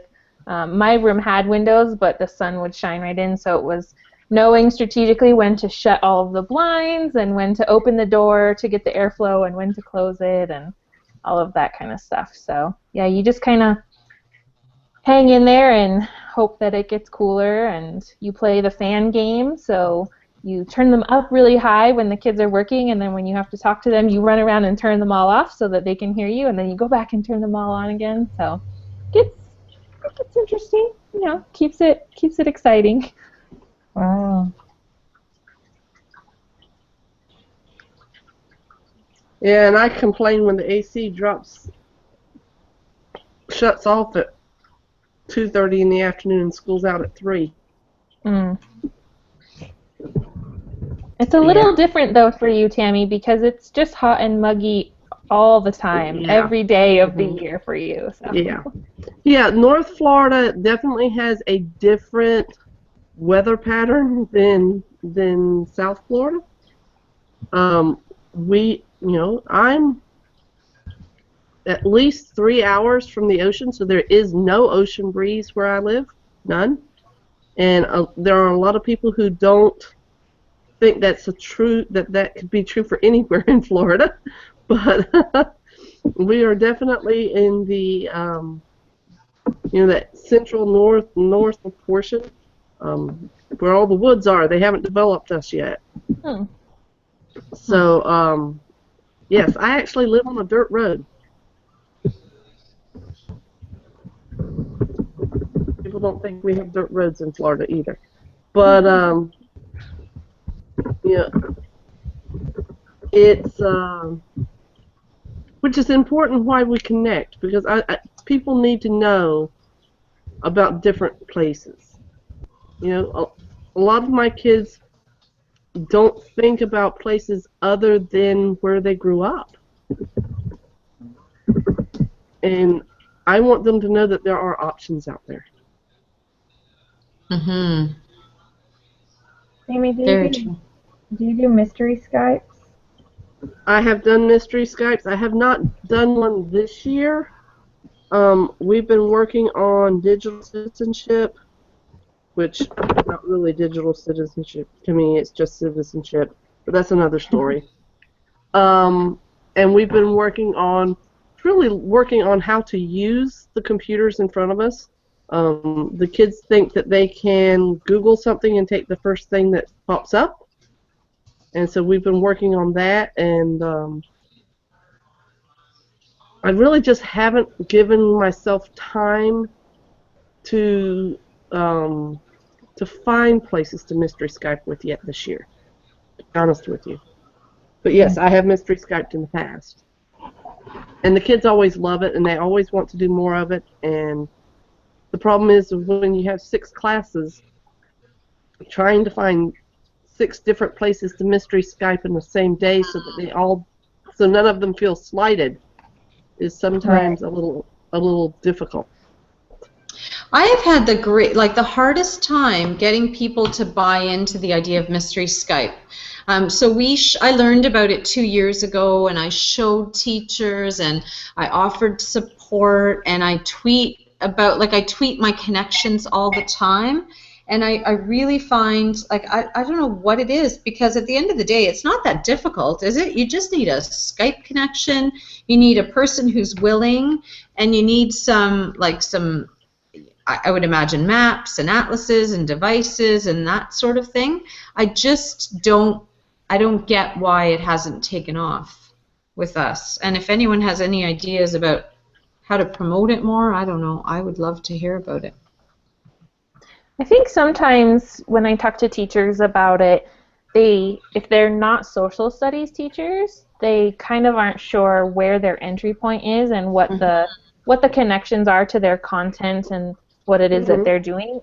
Or if they're not a technology teacher, I think tech teachers sometimes see the benefit and how they can tie it to all of their standards. But sometimes it just takes a conversation with them and helping them to understand. Sometimes I'll even just say, like, well, in the next couple of months, what are some of the big topics that you're covering? What standards are you addressing? And I think the speaking and listening standards that we have in Common Core are really good ones to tie it to, because people often just do presentations. Oh, well, the students will give a presentation and then they'll address that. And there are so many other ways, actually many more ways than presentations, that we generally are doing that. So sometimes it just helps to kind of lay out what they're trying to do and then say, oh, well, this is how a mystery Hangout or a mystery Skype actually could fit in there, and how can I support you getting started with one? It's interesting that you say that. Sorry, I was just going to say, because I could see a geography link. I never thought about the language link or the oral communication link, because do all the kids speak? Like, how does a teacher sort of assess the amount of talking that's happening? Or is it that kids are talking in groups and you're listening to that? Because they wouldn't all be talking with the mystery Skype class, would they? The way that I've done mystery Skypes, and one of the first ones I had was with Beverly Ladd. That's how we met, was through a mystery Skype. Nice. Yeah, and so she had done Skype in the classroom. She did a 24-hour Skype-a-thon last year, and Skyped with classes at Globe last year. Fun. Great stuff. Yes. I wasn't so much assessing on their skills, because when I did it, I was a math teacher. I wanted them to practice their logical processing. Okay, can you come up with questions? Because I didn't give my kids questions ahead of time. I didn't give them a set, ask from these, and some people do. I wanted them to figure out which questions were the best ones to ask. You know, so yeah, I had a little bit of back, I would say, from a few people on my faculty. Why are you doing this? You teach math. I teach math, and this is a mathematical skill. Learning how to read maps, learning how to find coordinates, learning how to work with each other in a collaborative effort. All of those things led me to be able to do other things later on in the class, because those skills were established. Or even things like problem solving. I think there's so much collaborative work and problem solving that you have to do in those situations. And I think even things like the standards for mathematical practice, about how do you, kind of take the information that you're given and keep pushing forward with it, and how do you deconstruct what you have already and kind of create new knowledge from it. There's so many things that are skills that we don't often get to practice in really authentic ways that you can practice in things like the mystery Hangouts. And they don't have to be mystery hangouts or Skypes. Some people are doing them with Periscope now. Mystery locations. I heard one of the conversations we had today, somebody was using their phone for the hangout, and the teacher could only be asked yes or no questions, and the only clues the kids had as to where she was on campus, the image in the background. And so it was even a mystery where on campus is. Neat. So even if you didn't want, if you had a teacher who wasn't comfortable reaching out to a quote unquote stranger, you could within your own school, sort of a Where's Waldo type of a thing. Oh, that's neat. So We're all friends here. I could put my bathrobe on and no one will judge because I'm cold. We won't judge. Oh, okay, good.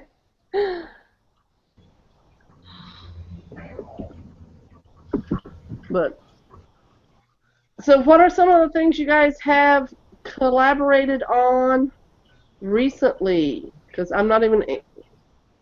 You guys are answering the questions. I'm good. What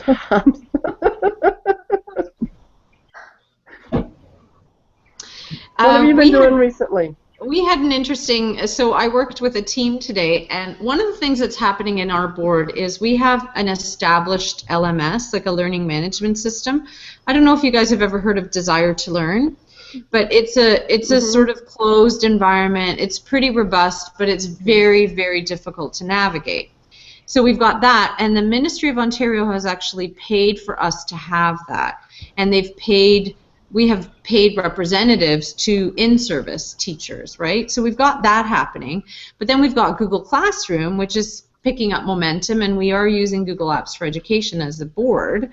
So today we sat together as a team, and what we need to do is say to our people, because people just want to know, like, what am I supposed to use, and what do I do? Is it okay to use Google Classroom or not okay, or what's the difference? Like, so they're making an informed decision. So we sat together and we had like a 2-hour hashing this all out kind of meeting, and it was really neat because I had so many questions. So luckily I got onto Voxer. I got onto Twitter first of all, and Alice Keeler and Justin Schlater happened to be on and responded. And then when I got on Voxer, because I said to Justin, I have some other questions, he was able to respond, and then Craig Yen jumped in and helped us out as well. But I thought, like, and nobody in that room really understands the power of connecting. And I think after that, they're like, hey, this is kind of cool that we were just able to get like answers in real time from people about Google Classroom, and so that was really neat. I think that is an amazing use of social media, is to show, show live those connections. Sarah's back! Yay! Yes, sorry, I had to step away for a quick second, getting ready for an out-of-town trip if the hurricane doesn't come and slam us, so, Oh, no. Yeah, hopefully it doesn't. Well, if it starts that way, you just come south. South I know it sounds... Is that a good idea, South? It's not coming to us. It's not coming to us. If it hits you, it's already past us. Oh, so true. You come inland, come through Atlanta, and come on down. All right, cool. This sounds like a plan. Yeah. Because everything I've seen says it's not going to hit Florida. It's going to hit North Carolina and up. Now, that may have changed today, because, yeah, sorry. Because I'm going north. When Florida gets them, we get them hard. Yep, that is so true. Yeah, I heard that I'm going north, so it's not gonna hit where I'm supposed to be until Monday or Tuesday, but it might hit where I'm coming from. I don't know. Mm. We'll see. We'll see.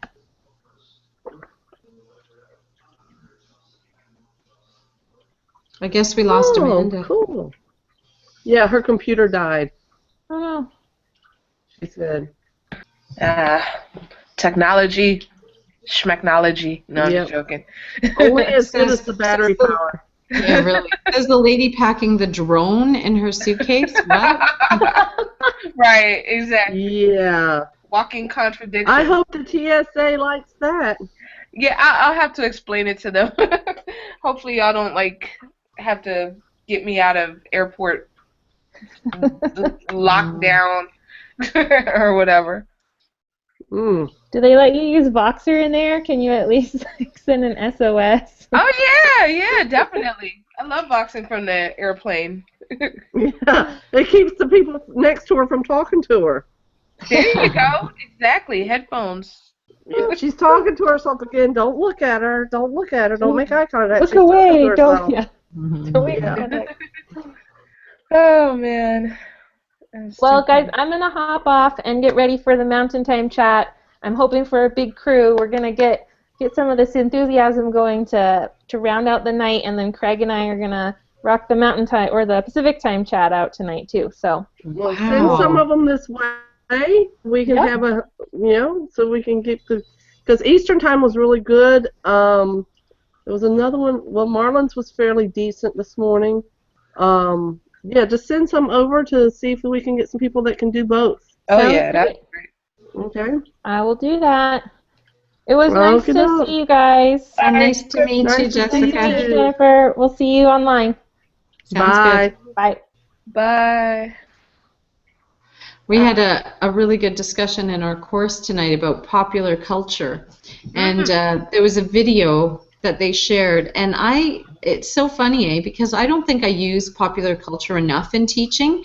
There was a line in the video about how, why are we not, when you think about politics, it breaks down it divides people. Religion divides people. Socioeconomic status divides people. But popular culture really unites them. So why aren't we using it more in education? And I was thinking to myself, I was one of those teachers that never really used it as much. So it was a really good session. I'm you got to understand popular culture to use it, and I'm not in that circle. Maybe that's my problem. I I- look at it as my homework. That's my homework to get on Vine and all that And- stuff. Yeah. See, I should do that more often. Yeah. So I remember once, do you guys know what cowbells is? That Yeah. reference to... Mhm. Okay, see, I didn't Yes. even know that. We need more And there was- cowbell. There was I think it was, I can't remember who it was, it might have been George Curls, and he's like making reference to this cowbells and how this kid was playing cowbells, but he never saw the skit. And so everybody's talking about like, oh my God, that's so cool. And I'm like, I don't even know what that is. What is that? I had to Google it. I felt like such a loser. But that's exactly Well, we actually use cowbells at my school in pep rallies and things. It has nothing to do with the skit. So, Oh, there you go. yeah, but yeah. But it's one of those Yeah. popular culture things that I totally missed somewhere, Yeah. Yeah. Really. I'm thankful that Doctor Who is now becoming part of the culture, because I can do that. That I can do. Because I've been doing that Yes, for a long there time. you go.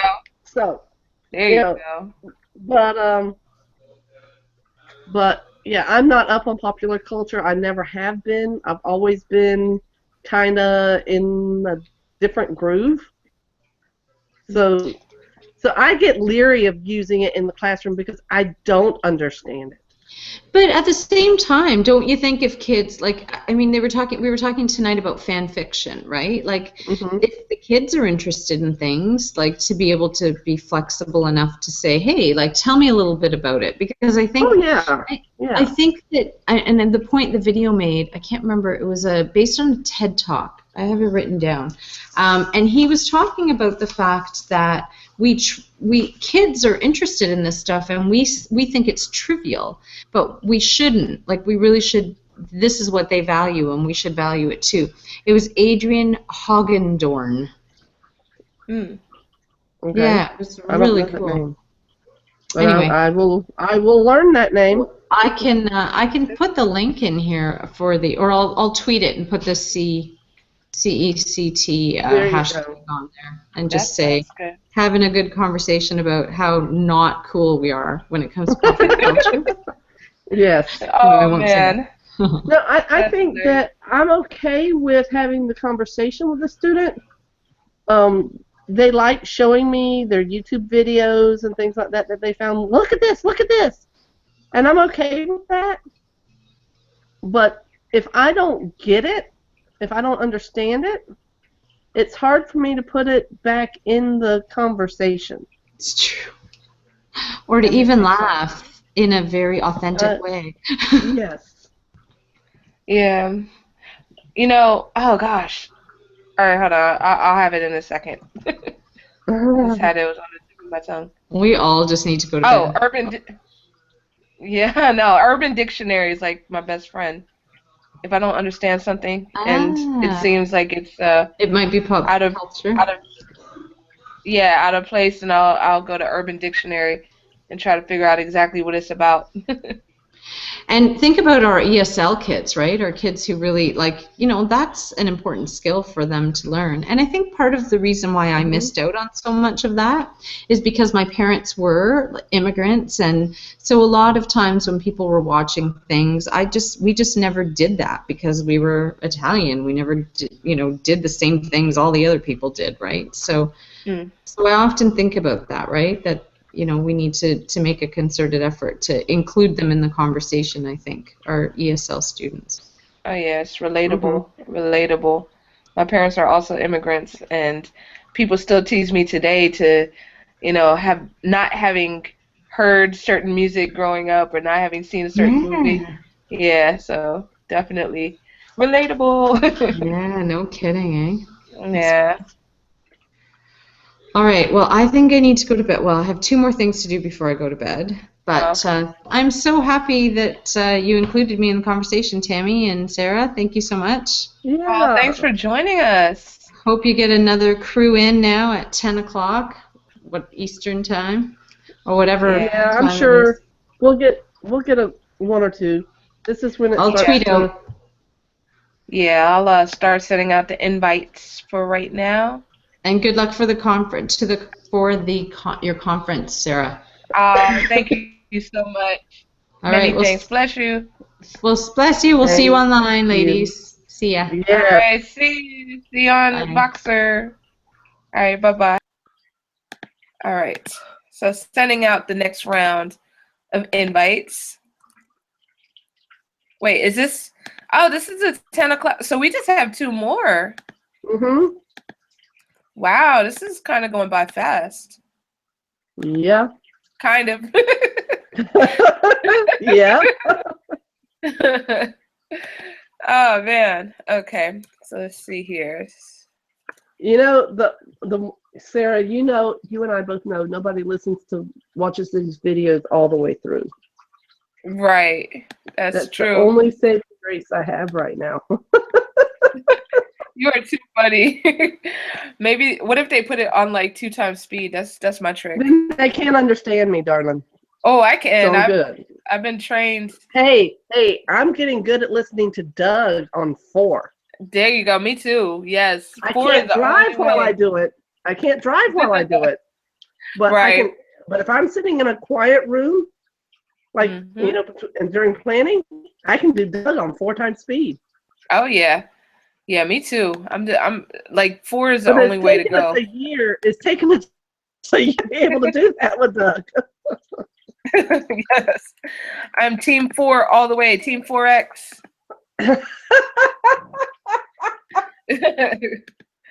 Oh man, what am I doing? As long as it's not on my T-shirt, I can do 4X. There we go. Same here. That is me. Okay. So I just dropped the link to the invites and we will Okay. see. Let's Yep. see who's supposed to be here. Oh, Christina was supposed to be here. And Teach D17. Who's that? Teach DB17. Oh wait, that's Oh in yeah, Twitter yeah, yeah. chat. I'm in wrong. I'm on the wrong tab. Oh Pardon yeah, me. yeah. No, I see it. I think I sent that invite too. I'm in the. I don't know who Susan is. Hmm. All right. Jessica says that Craig is on drums. I love that. Craig on drums. Boom. Gosh. You know, I still am amazed when I see him with his Chromebook. When I still remember seeing him in Miami last year Oh yeah. during one of the keynotes. I don't remember which one, and he he knows the shortcuts. Oh That's yeah. for certain. And I don't know my shortcuts. I need to learn my shortcuts. I hear you. So, oh, speaking of Miami, Yes. I'll chat. I'll do something in the chat. All right, cool beans. I have it open, ready to go. While you're typing, I'm just gonna pop over to Q&A. Nothing.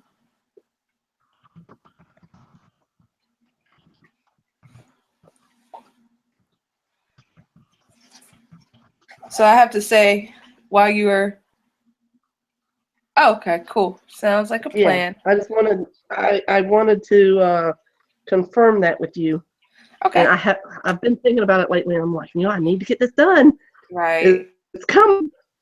I hear you. But I totally hear you. Oh, excuse so me. you and I need to talk about that at some point in the not too distant future. Absolutely. Yes. So, It's coming up soon. It's but, coming up soon. oh, I know. I gotta finish.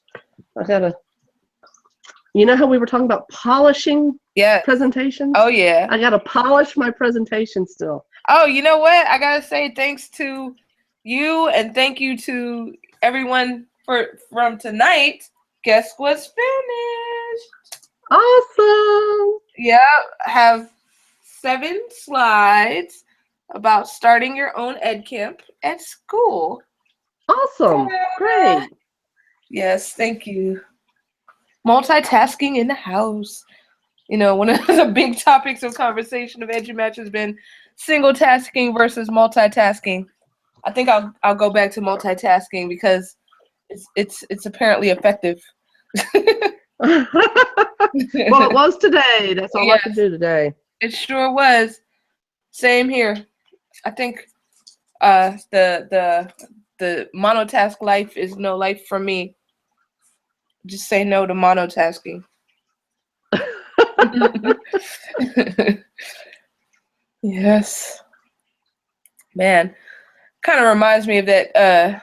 I was reading a book by maybe I shouldn't say the author's name, but okay, I'm not going to say the author's name since this is a live broadcast. But I was reading a book where the author said that he was going to disprove everything about like science. What science said, it was like a fitness book, right? So he said he was going to disprove everything about science. This is all you need to do to get in shape, blah blah blah. So I read this book, did everything that he said, ended up gaining like 10 pounds. Ooh. Yeah, so I feel that way about all kinds of, well, not all kinds. Like sometimes advice is good, or sometimes, ideas, revolutionary ideas are good, but sometimes they're just full of you know what. So, You try it so I don't have to type of advice. Exactly. Yeah. Like I'll write a book about it, but I'm not doing it. Yeah. Oh man, it's crazy. Crazy. Yep. Oh wait, what's this? I'm seeing some hashtags going behind my page. What is this? Oh, okay. Talking about our CEO CT band. Oh snap! Brandon is in the chat. Nice. I'm seeing all the Colorado people popping up in the mountain time. That is fantastic. Yep. We just got to get some over here to talk to us. Yeah. Let's tweet them, shall we?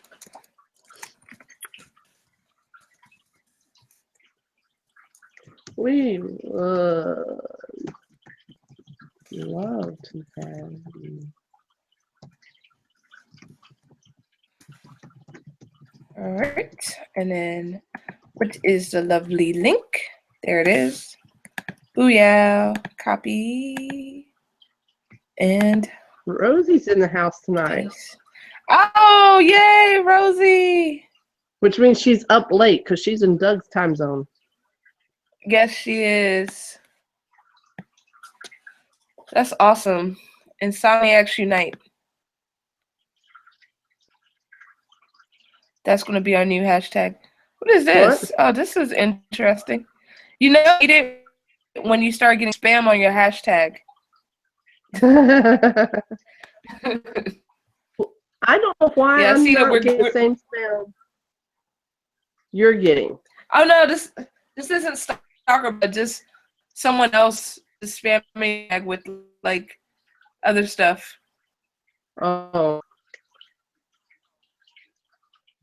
I've seen maybe taking a break. I didn't think that bots need breaks, but I think it comes out in spurts. It checks the Twitter account maybe an hour or every 15 minutes or so, and then it comes and Yeah. Well, you know, if they do too much, then it's very likely that it would get caught as a spamming. that's probably why it spaced it out. Yeah. I might need to restart my computer. I feel like I'm lagging. Do you see me lagging or is it smooth? I don't know if it's you or if it's me because I'm on Wi-Fi and I don't know. With the weather we've had in the area, it could be me, not you. I think it's me because when I'm moving my head like this, I should see myself moving smoothly. Now I do. Nope. Now I don't. Now I do. So I might need to. Yeah, I think I'm okay now. Maybe it was just some fluke. But I was kind of bouncing around. Mm-hmm. All right. So I guess since you're my captive audience, then Hey, I have no problem with that. I will sit here and talk to you all night long. Oh, thank you, mutual friend. Absolutely. Hello,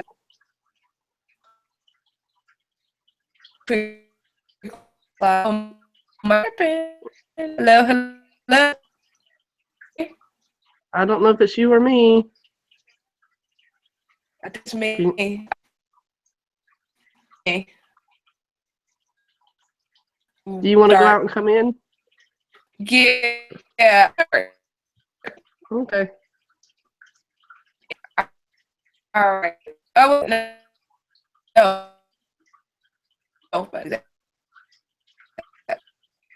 I can't even understand you, Sarah.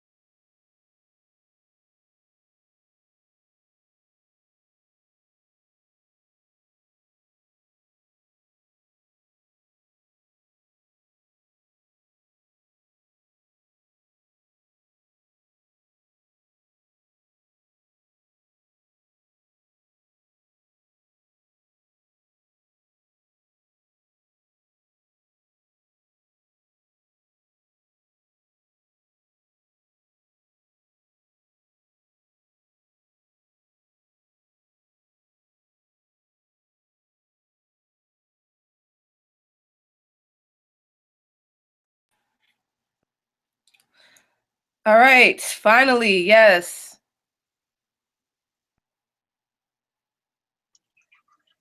Trying to get Justin a link. He said Gotcha. he'd join us for a little bit, and so I sent it to him, but I don't think that it's coming through. All right. See what you can do, if Absolutely. you don't mind. Oh If you yeah. don't mind, I shouldn't be telling you what to do. Oh no. This is good. This is good. Let me send it to him. Come on, tweet deck. I'm afraid to open up any tabs on here because I don't know why this computer's doing this. This is like the newest laptop that I have. Oh, that might be part of it. Yeah, well, I mean, it's still like a year old, but I mean, Yeah, but with the new iOS, it might be not completely bug-free yet. yeah, that might be it. I don't even like this. I don't even know what's wrong with it, but yeah, we will see. I just tweeted I just tweeted the link to Justin. Okay.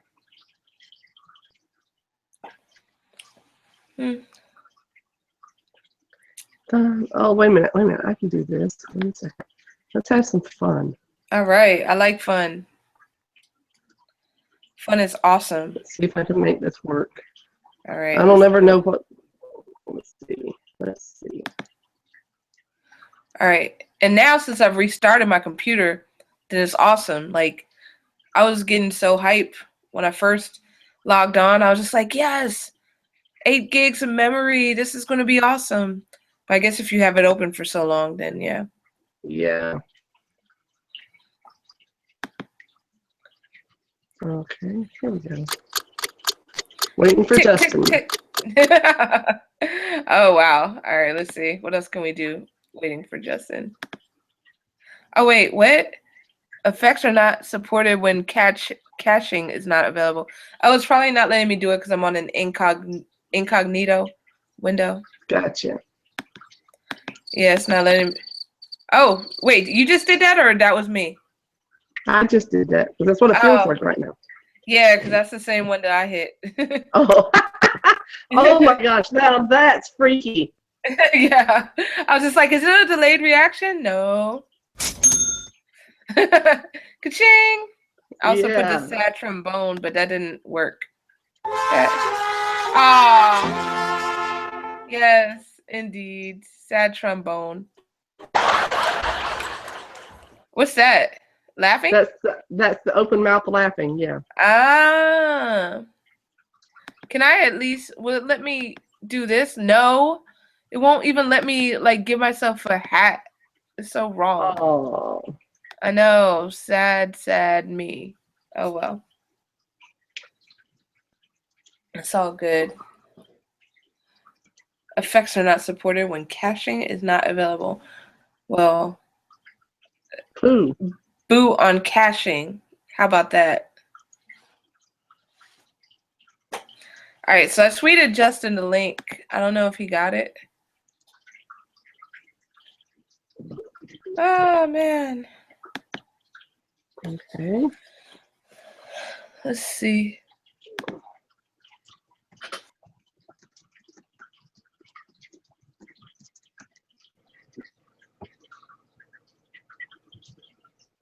Okay, that was wild. Oh, hey. Oh, my gosh.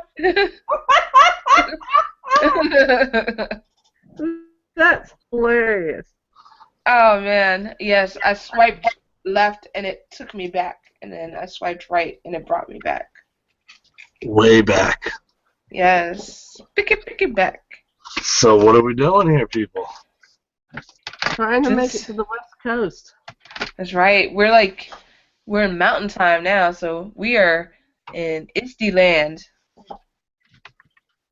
We're over in Denver with Jessica. All right, so we're live. We're kicking it. Yeah, we're live and kicking it. And Sarah and I, the hard part about doing 24 hours and being the host and hostess for 24 hours is I've answered these questions so many times that by now I just want people to replay the things I've said before, and I'm not trying to be ugly about it. I really am not. Right. I am done with these topic for right now. Yeah. So, Justin, what interesting things happened to you at school today? Use the Seesaw app. Well, So you've been that- using that a lot, so I that's know. I love it. Parents give me some feedback on it, so that was cool. What else went on? What Had did you the have you learned anything about the data stuff that I was telling you about? yeah, I mean, I know you the looked at the students user agreement, but the students own the data. you've got that in writing somewhere? I've got it on voice. I don't know about writing. Is a Well, verbal contract is good? hey, if you feel comfortable, then I feel comfortable with you feeling comfortable. Yeah, I we actually just got done a Voxcast with Zach from Seesaw Oh, cool. at 8 o'clock, and he is on formal record as an employee stating that. So Yeah. Awesome. Cool. yeah, Fantastic. yes, I have some pretty good stuff going on there. That's a nice door handle right there, Sarah. Oh, what's that? It's a good Oh, looking door handle. well, thank you. It's not mine. It's my parents. Well, So, your parents have some really great looking door handles. yeah, my door handles are nowhere near as nice. And that's quite. Is that a sailboat in the back, or is that a lizard? What's that a picture of back there? Oh, It's not yeah. going to be a lizard. Oh, no. They're No, just Sarah. they're just in the shower. No, yeah, pretty much. Yes.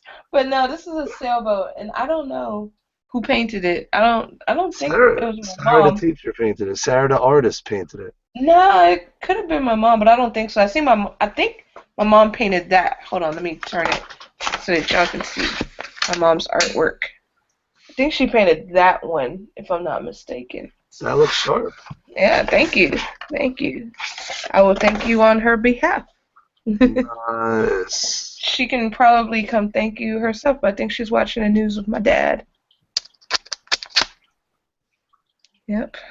So what are you all up to now? You're just waiting for the next people to roll in, or what? You are the next people. I am the next people. Yes. So how's it been going up to now? Cool. Yeah, we've had some lulls in the day, which is fine. Mhm. You know that happens. Mhm.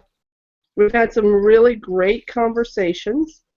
I think some of the video footage that we're going to have is going to be very, very useful. I think that when we do this next year, we'll have a better handle on how to organize it Mhm. for certain.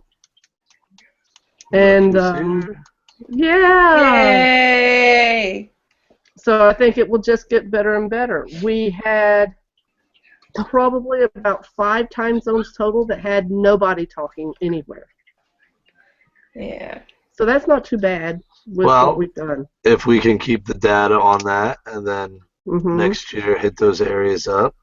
Mhm. Some of those areas are, well, most of those areas that we had nobody were, a couple of them were the ocean, so I didn't expect really to have connected people.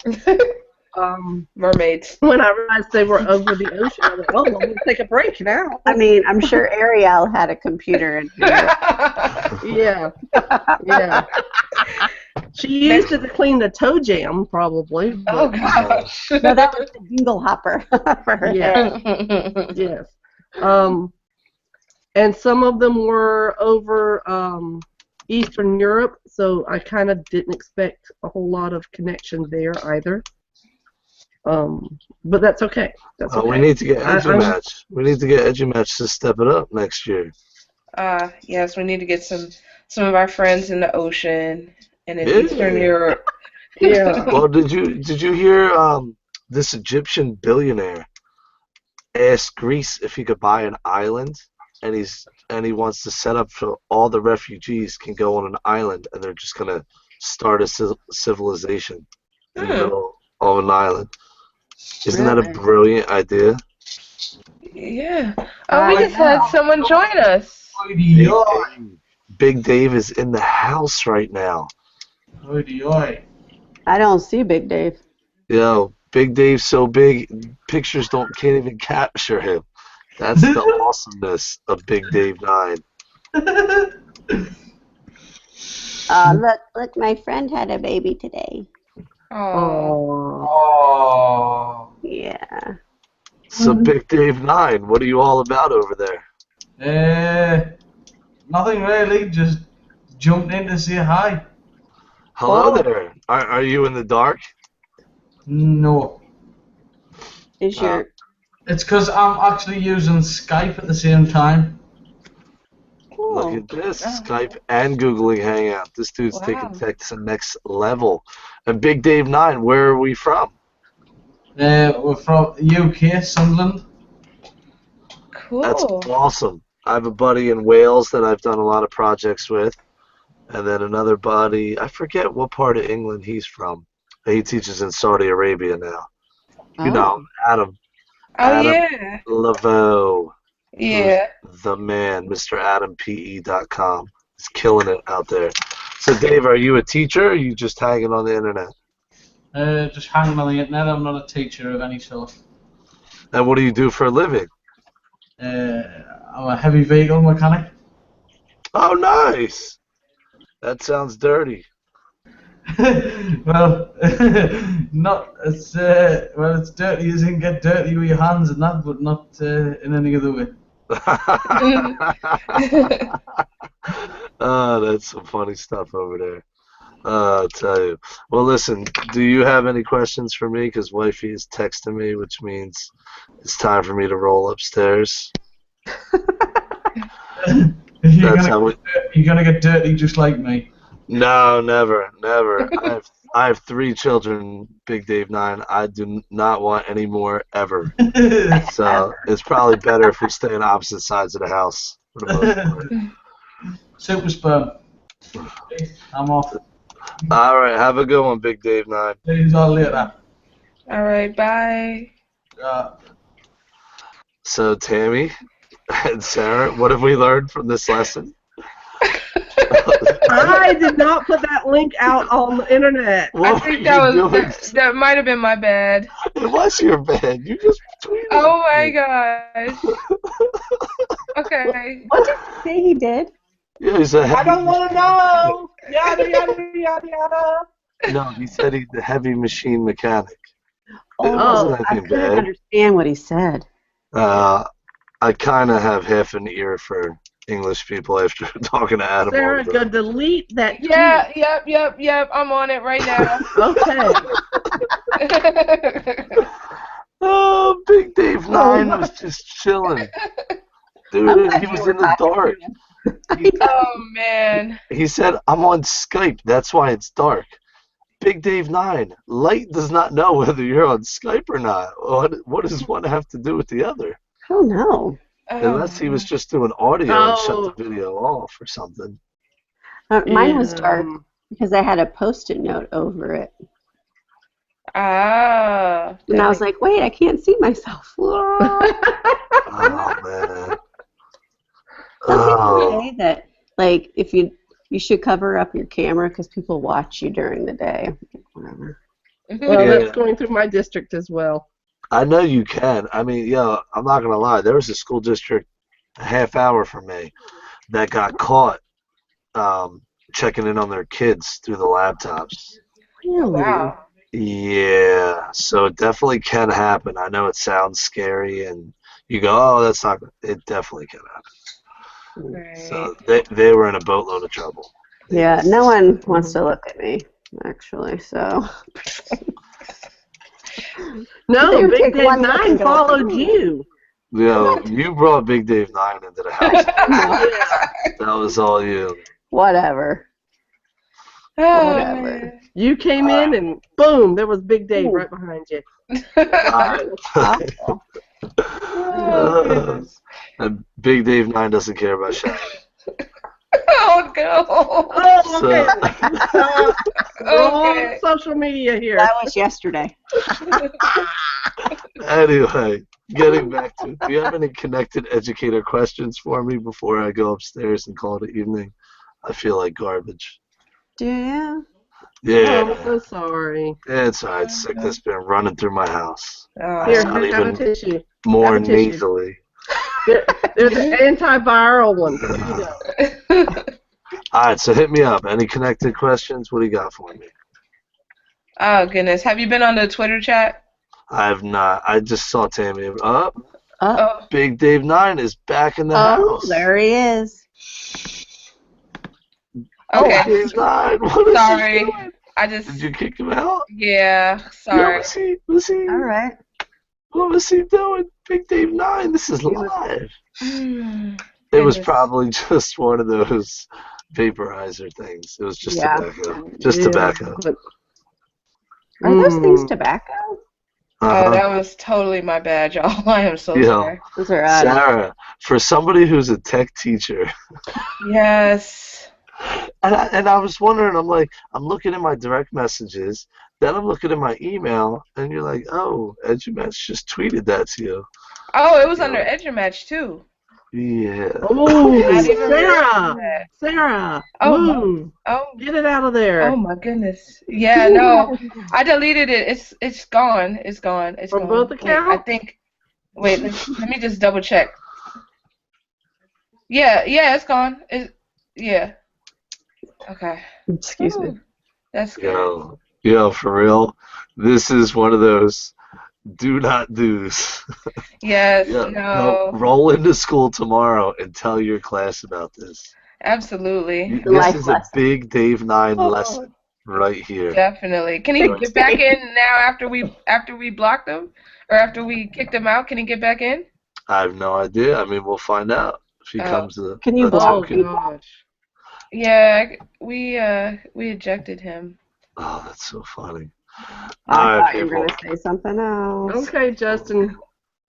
We'll Thank see you you. very much for hanging out. I We're commend glad you were both of here. you for Yes. doing this. I'm glad I put in 5 minutes out of 24 hours of time. So I put in my 0.0025%.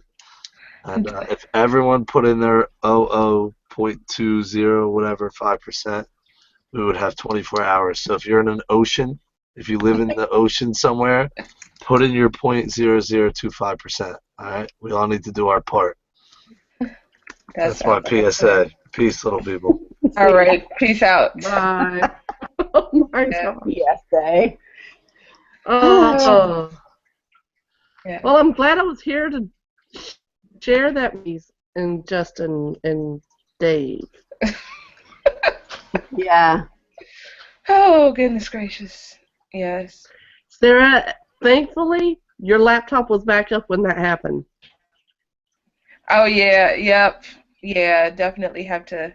I have my finger on the trigger. How do you kick people out? It's in the control panel. Control room. It's also, there's a little caret over you, and you can click, and there's hide from broadcast, present to everyone, profile, eject, and mute. Mm-hmm. Oh, when you Sarah and I. face, oh, Sarah and I are Sarah and I are actually sharing an account right now. We're both in the same account. yeah, I see that. So, which we didn't think you could do, and so apparently we know now that you can, which is cool. So it might just be something that the moderators of the chat. I think so, because mine just says profile, ignore, mute. Right. Okay. So. All right. if We got you an guys- answer. Oh. He can't come back. Okay. So if you guys are sharing an account, does that mean more people can get in? Huh? What I it don't think means is that either one of us can leave, and there's still someone moderating, so the conversation can still continue and be recorded. Right. Yeah. So this is Which being for a day like today was, yeah. Okay. Yeah. Wait, what? I missed something. I think my computer lagged. So this is being recorded, Mm-hmm. and Tammy's crazy eyes go, yeah. Oh, yep. Okay. Yes, it is. Okay. Yes. So what have people been talking about? Oh, we've been talking about everything. Being connected. Everything. We've gone down some rabbit holes with that. Mm-hmm. So how and I'm sure we've talked about this before, but how do you get other people to think it's as cool as you think it is? Good question. I don't think we specifically addressed that one, even though that's a topic that we always struggle with. I think that I'm just wearing them down. Yeah. Somebody threw out a statistic.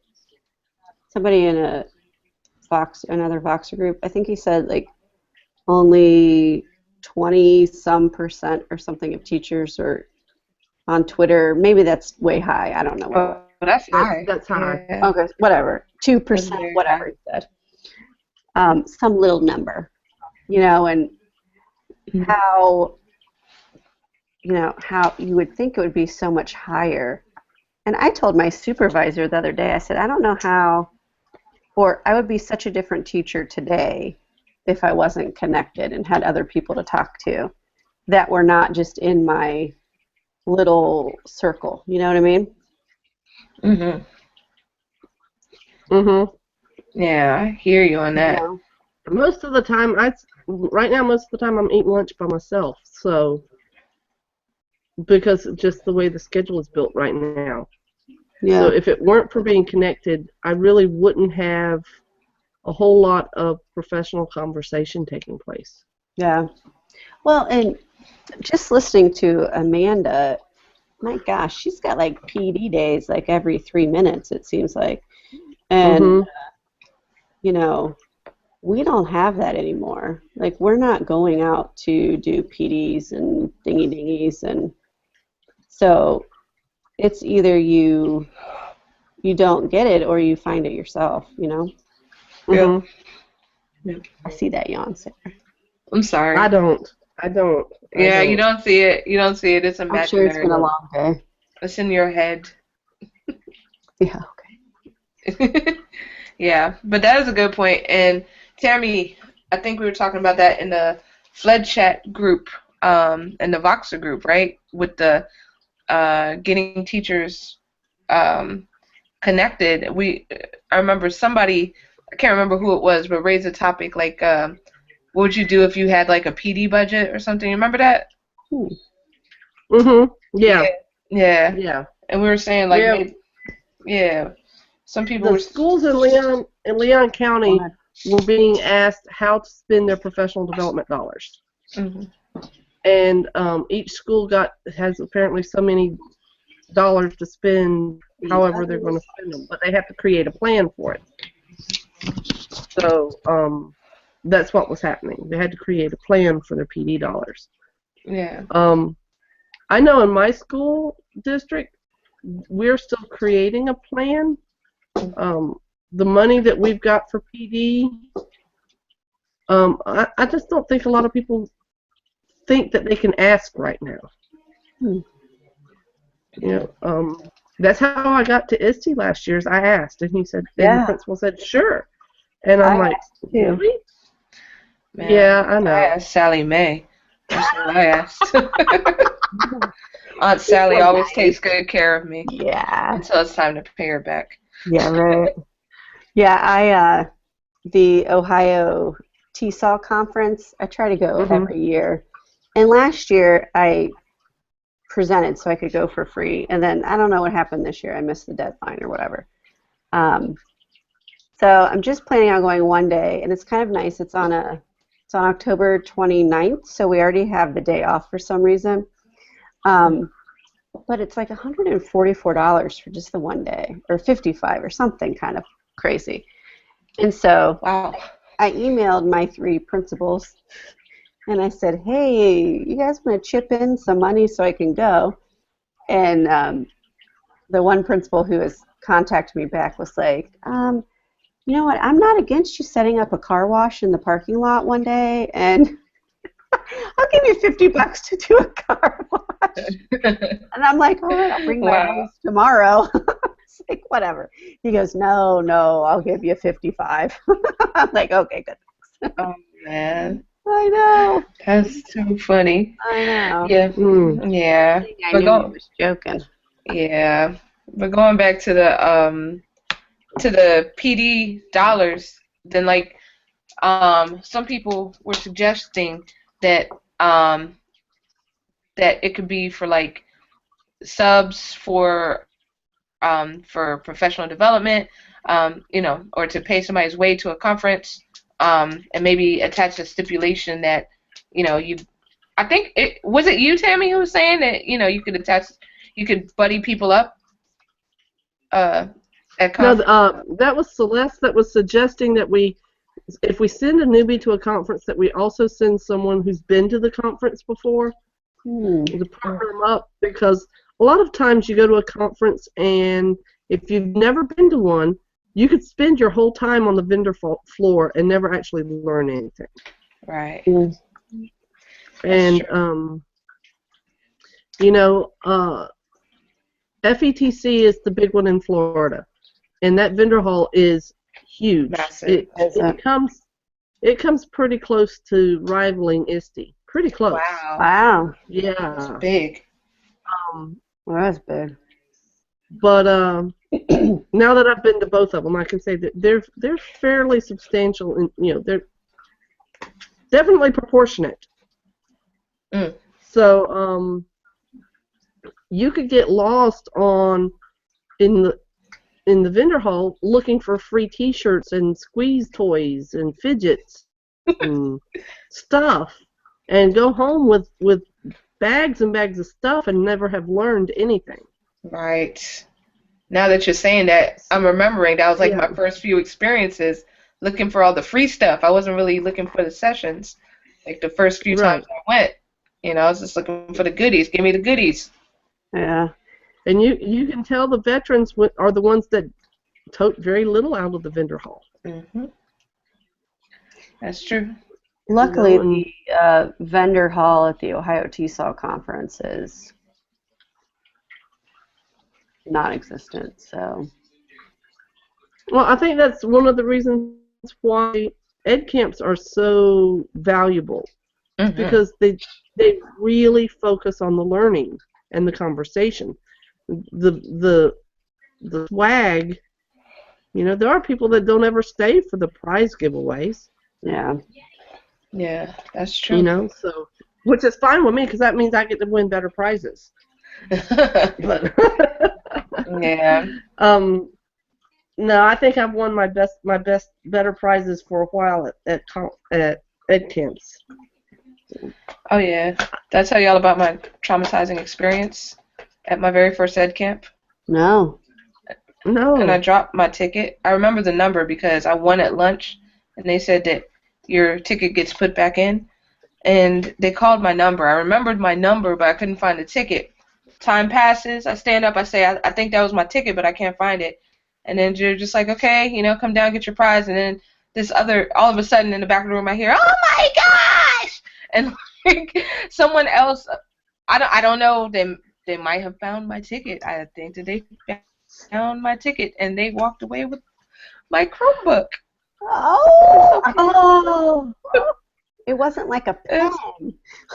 No, with my Chromebook. But it's okay. I'm over it. I have my own Chromebook now. Put those things in your pocket, Sarah. Put them in your pocket. Yes. They're going to get you a fanny pack so you can look like a little but you won't lose your ticket. Exactly. I lose everything. We have some nice fanny packs at our house. Oh, nice. Mike wears them on the sidelines of the football games, Yeah. Nice. I have one. Yours out first. Oh, is that right? I have one fanny pack. I only field trip. Because I can get every permission slip for the whole grade level in there. Wow. That's talent right there. Can't put anything else in there, but I can put all the permission slips. The doctors can't read them if we needed them, but I'd have them. There you go. Hey, you did everything you're supposed to do. Check that box. There you go. You brought them with you. I think this is either Johnny's or Janie's. I'm not sure which, but it starts with a J. Oh man, that's too funny. So how can I tie in educators with a self-cleaning oven? What? I said, how can I connect connected educators with a self-cleaning oven? I did my self-cleaning oven tonight, Mhm. Takes like 4 or 5 hours, and my Wow. whole house smells like it's Oh. burning. Ooh. Ugh. It's safe. It's safe. Okay. But oof, it's weird. Anyway, You can make an extended metaphor. Being connected is like being in a. Cleaning your oven? Yes, it's like cleaning your oven. yeah. And it makes Heats your. up and Yes. gets all fresh inside. Like every time I join a Oh. Twitter chat, I get all fresh. There you go. Yeah, Makes. I'll work on that. Oh. Yes. Yeah. Oh man, Tammy, you look like you're reclining, like you're gonna go to sleep. I am. How long are you guys gonna I'm be on just here? wondering, Sarah. Another hour. Yeah. Till midnight? And Sarah, Yeah. this is yeah. We'll be on the West Coast by then. Oh yeah. Right. But Sarah, this is kind of what we did last year too. I The last hour know. was That's exactly what I was about to say. This is like deja yeah. vu. Deja vu. My mom would like just jump down my throat if she heard me saying deja vu. Oh yeah. Well, then don't let her hear me say it at all. Oh man, y'all are funny. Oh, that's funny. Yeah. I think we should make our own podcast. Like, you know how I don't know if y'all have heard the. Hey, I know what to name it. What can we name it? Big Dave 9. What? Big Dave 9. Big Dave 9? Oh, Big Dave 9. Yes, we will call it Big Dave 9. That sounds like a plan. Yeah. Oh Everybody my gosh. would want to listen. Yes. I Oh, wonder if he's watching us, or if he was watching us after we ejected him. He's not watching us now, I know that much. How can you see? Yeah, I who's see that watching? goose egg. Yeah. We see it on the bottom of our We have- screen. Yeah, there's analytics on the bottom. Not a lot, but there's a little bit. Oh, you know what? I think I had that when I did the 24-hour Ed Camp one, right? Yeah. Yeah. Absolutely. I had a few people watch. Yeah. I kind of want to do that now. I kind of want to be bold and start crashing people's hangouts and see what they say. Maybe we should. What else is out there? Yeah. Right. Or maybe just random people's blabs, like asking for a seat. Uh, I'd be like, huh? don't be that person, Sarah. Don't be that person. I What's a won't be that blab? person. You Oh, don't it's, know, you've not blabbed with us before? Oh, what is it? Am I it's supposed kind to of know? like this. Oh. It's kind of like Yeah. this. Pretty much it's like this with 4 people. Yep.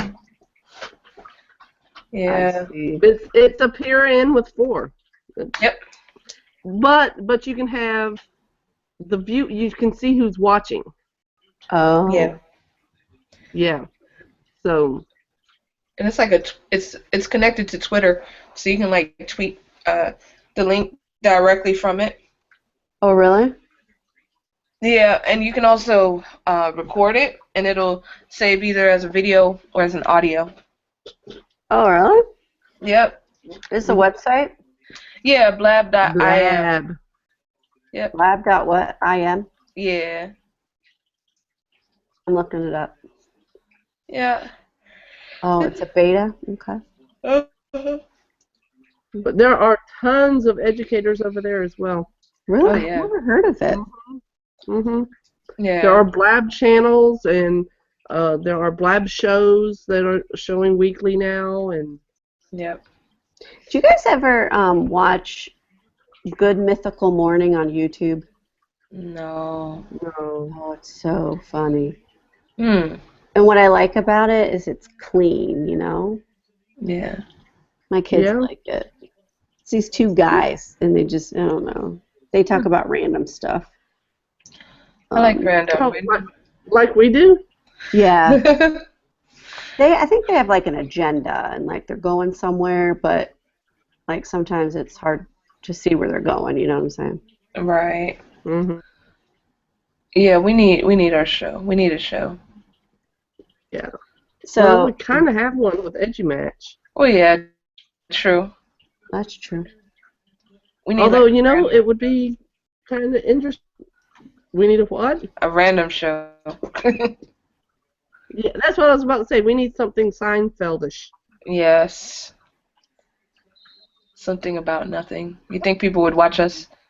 Yeah, if we're funny like Seinfeld, yeah. Yes. People watch paint drying. Come on. True. True. So there is a blab, how to inspire your customers with social media. They have 30 people watching. Wow. Mm-hmm. Wow.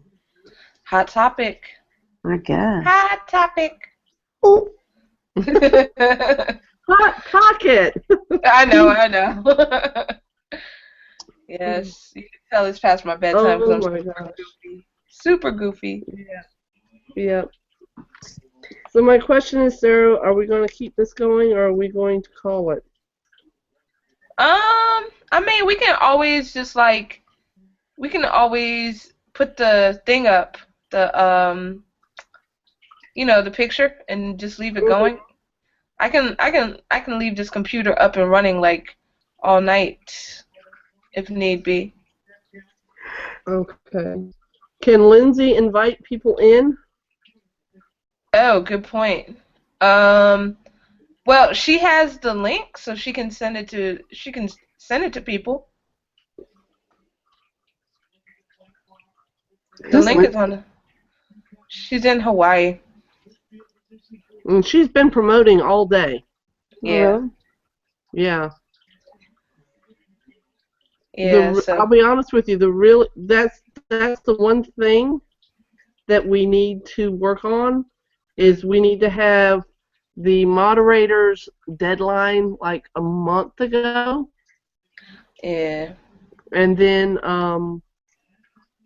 put all the moderators for each time zone together and let them start promoting their own time zones.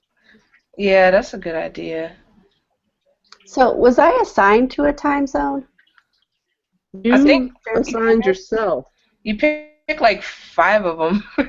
Yeah. Did I? You just kept picking. Like this. You picked Mountain and Central. You didn't pick Eastern. Maybe because I thought people Yeah, you did pick Eastern. Excuse me, you picked Eastern as well. Okay. You picked 3 hours worth. I still owe you some time.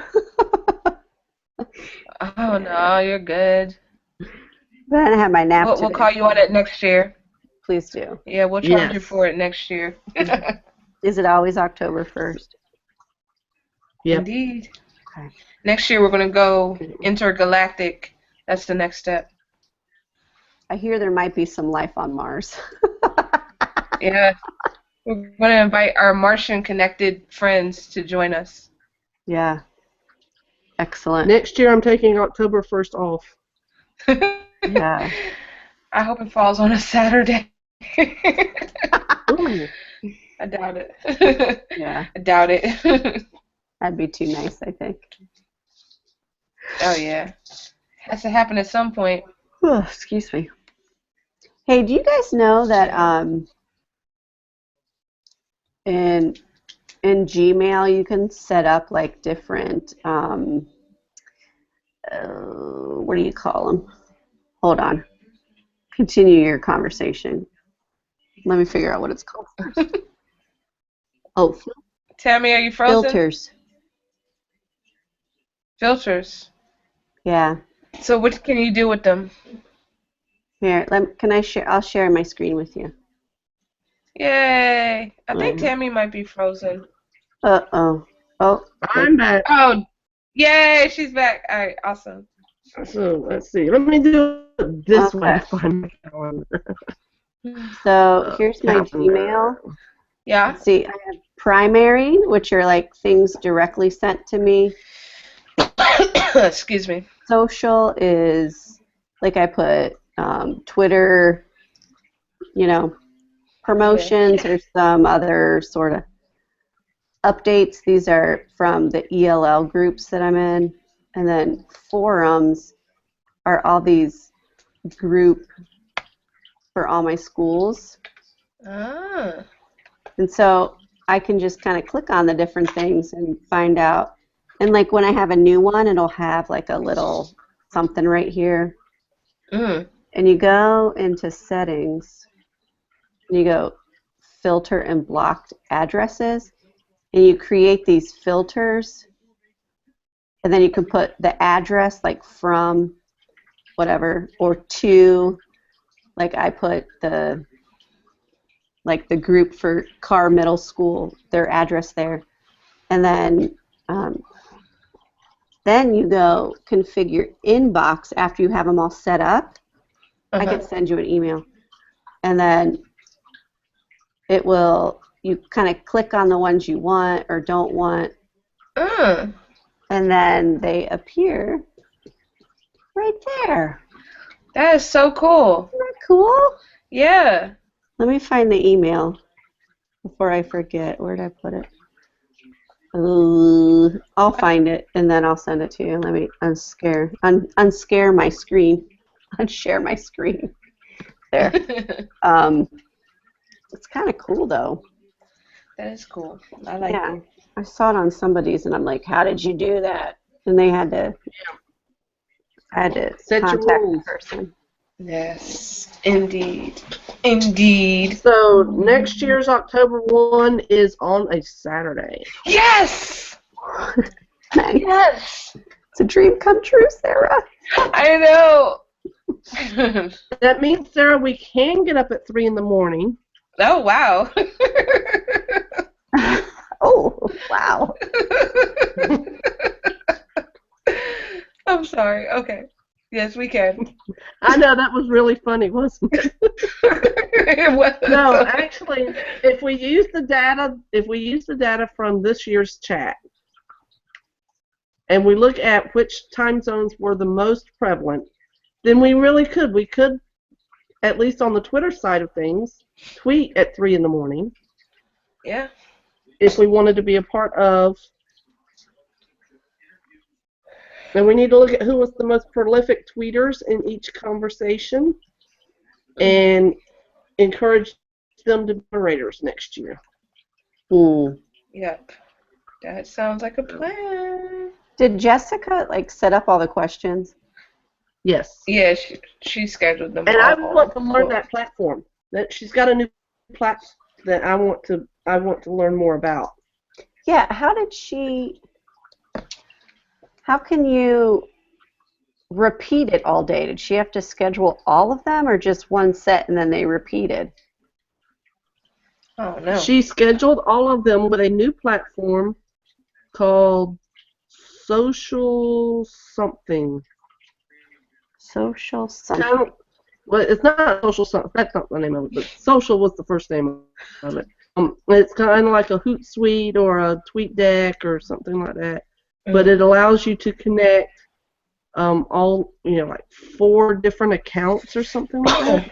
Yeah? So she can, and so it let her do the setup in a Google Doc, in a spreadsheet. Really? Yes, and so she has them all in a spreadsheet, and it just attached them. It walked itself to the spreadsheet. Oh. Yeah. Wow. So, yeah. That is cool. I need to check that out. Yeah. Me too. I'll get the name of it. Yeah. It might help me, actually. Yeah. It might help a lot. Yeah. That's what I was thinking. Mm-hmm. Hey, Sarah. Oh. Your professional page, is that the one that says, I'm sorry, your Google Plus, Prince George's County Public Schools? Oh, yeah. That's my professional. I see the other one, you're kind of doing this, huh? Oh, this is like the one I send all my Google Hangout to, and, keep it private, but you have to have somebody in the audience. Okay. And then you have the, yes, Sarah, what is your email address? I would type it in the chat. Okay, thank you. Yes, my pleasure. Let's I tweet already it to her, Sarah. Yeah, Let's just tweet it to her. yeah. Let's give Dave my address. Big Dave 6. Yes. 9. Oh, 9. Oh, short him 3. I'm thinking Big Hero 6. Sorry. Oh man. Yeah, nothing against Dave. He was very nice. Yeah. But we are very focused. We have a purpose. Yeah. Surviving the next 44 minutes. Exactly. I sent you that email that the guy sent me to set those things up. Awesome. Thank you. Because I knew if I didn't do it now, I'd forget. True indeed. And then you'd send me an email with the principal attached to it because I didn't do it. I hear you. All right. Let me ask y'all a connected question. It's not really about being connected, but I'll make it about being connected. Piggybacking off of this great tip that you shared, Melissa. So, like, what has been the coolest thing that you've learned lately from your PLN?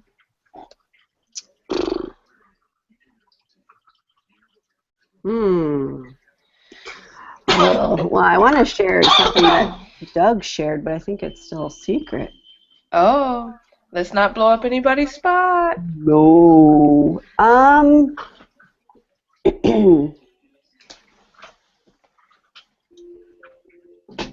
Does it have to? Well, my Talks with Teachers Voxer group, does it have to be Twitter related? No. Okay. They were talking about,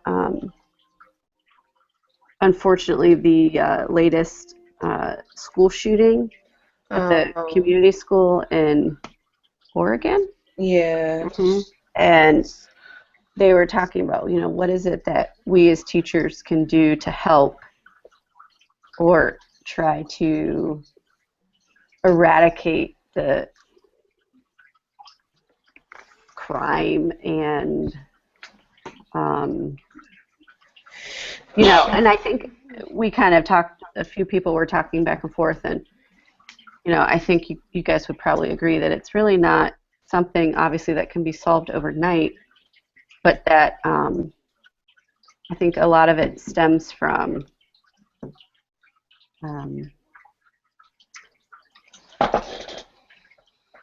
mental illness and it not being widely talked about, or I don't want to use the word accepted, but understood and empathized with. But, yeah, it's just not cool. That's true. But I didn't really learn anything from that. We were just trying to problem solve. Yeah. What it is that we could do to make a difference. Hear you. Yeah. Well, I mean, and it's really not about the app that we've learned about. It really isn't. Because the apps come and go. Oh, yeah. I think the thing that I've gotten most from my PLN is the honest feedback.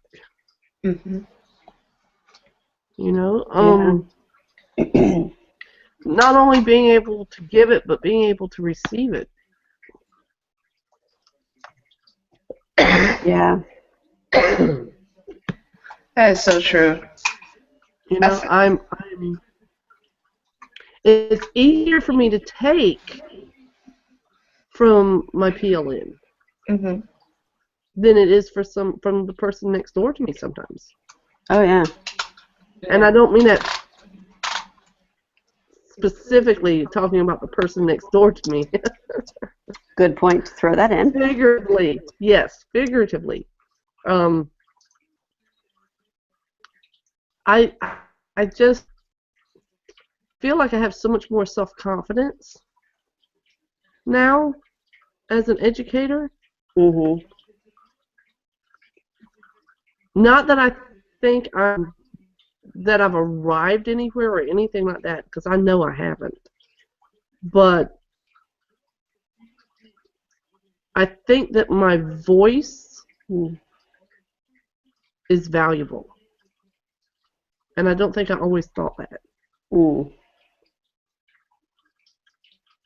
That makes sense. Not for you, but I mean, as a whole. Yeah. I mean, I think there is some comfort or safety in asking for help and guidance from people you don't really know. Yes. As weird as that is, you know? They don't know all the backstory and they don't have those preconceived ideas about you because they don't work with you every day. You know what I mean? Right. And there's just something comforting about being able to ask maybe what you would think might be a stupid question. But To someone that you may not ever see again. Oh, yeah. Yeah, exactly. Or I don't have to see again. Mm-hmm. So, Sarah, I think you're frozen again. Uh-oh. Am I? Oh, there you're back. You're back. Oh, okay. Yeah, I was just soaking it in. Y'all were just captivating. I just kind of had to stop. That must have been it. Yeah. Yeah. Nice face. Is that the face I'm stuck on? Yep, that's it, right there. This one? Oh my gosh. Hold on, I need to turn on my brightness. I can barely see myself. Oh wow. What there difference? you are. Here I am. Hey. Yay. Light from my computer screen. Yeah, you can't go dark screen on us. We'll think you're Skyping too. Oh my gosh. That's funny. Yeah, now y'all see why I always Google Hangout from my house. Oh, you're at your mom and dad's, right? Yeah, my folks got to get up early and go to work tomorrow, so I figured I'd come here, cut down on my commute. Nice. Sleep in a little bit. What, like 10 minutes? That's what it is. That's Probably. what it is. Yeah. Yeah. Because you pay rent. Yes. You pay rent somewhere, and you're at your parents a lot. Oh yeah, I pay lots of money. That's well. I bet. Lots of money for me anyway. Yeah. It is lots of money. Being I don't even know. I was about to go on some ramble about teacher salaries and stuff, but I'll save that for another day. Yeah. Yeah. It's probably good. Yeah. Yep. I'll save that for Voxer. How about there that? You go. There we Yes. go. There we go. Mhm. That's the place for the ranting and raving. Yeah. Yeah. I gotta get to writing tomorrow. Oh wow. Oh yeah, true. I gotta get to writing. Yeah. Yeah. What are you writing? Yep. A post about Voxer norms. Oh, right. Yeah. I filled out that thing. Yes, you did. Okay. And it's going to be Melissa Says. As it should. As it should. Because I want traffic. Because that's really all it's about. And I want you to tag me in the post. Oh, definitely. Read it out. Yeah. Yes. Justin. Citation and everything in APA format. Yes, please. Well, Google does APA format, so I can make that happen. There you go. Do they do it for you? Yeah. Where was all this stuff? I know. When I was in my master's classes, I really could have used it. Oh, y'all just write. Card catalog, okay? Okay, I know. Yes. Hey, I did that too, though. Well, yeah, I know the card catalog. Oh yeah. Library. White out because the typewriter doesn't have a correction ribbon. Understood. I remember I did that. Me too. Yeah, but you didn't do it as a class. You did it because it was there. Yeah, I did it for college applications. I remember that where you didn't have nice little PDFs that you could type on with DocHub. Right. Yeah. My I had to type something my freshman year of high school, and I borrowed my aunt's old typewriter, and it was the whiteout business. Oh, it was awful. Mm. Man. I remember toting these little whiteout strips Oh, about that long. And you had a little plastic container. You could get 25 of them in a container. And you toted that. That was like gold if you had a whiteout strip that hadn't been used up. yeah. Oh my gosh. Because the liquid stuff was, oh my gosh, horrible. It was bad. Ooh, it still is horrible. I like the paper kind, that you drag. Yeah. Yeah, that's a lot better. I Have can't you tell you ever- the last time I used it, but yeah. Nah. Well, see, I don't keep because I don't make mistakes. Of course not. True. Duh. No, I buy that stuff at Sam's, okay? Ooh. I get the case of it, the 12 of them at a time. Oh my gosh. Oh. Yeah. I remember getting whiteout in my eye as a kid. That hurt.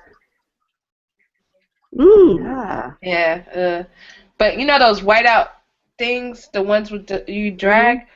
Why is it just my students, or is it all students that love to destroy those and like rip out the? Oh, they all do. Yeah, man. Mhm. I remember coming back from sick leave one day and I found my whiteout strip like on the floor. I was just like, what? It wasn't the first time. Or you strip it across, and all of a sudden you've got this big bubble of clear tape Yes. because it didn't roll up the way it's supposed to. Oh my gosh. And And then you just start rubbing it really fast to try to get it all to catch up. Yes. That is hilarious. yes. It's crazy. First world. Hello? Uh-oh. Is it bad if you get pee in your eye? I was like, what? Wait, what? He's like, is it bad if you get pee in your eye? I'm like, Oh my gosh. I don't think so. Why are you peeing in your eye? I did in the shower. I was like, oh my gosh. Boys, it brought me, you were talking about your eye. Oh, yes. I had a connection. Yeah. I've gotten soap in my eye, too. That didn't feel Oh, good. that hurts. That Yeah. really hurts. Yeah. Really does. Yeah. I have an eye in my eye. Oh, well, that There you works. go. That's a good thing. Yeah. Oh, man. My husband's sleeping on the couch. Awesome. Oh. Or it's Yeah. my dog, I'm not sure.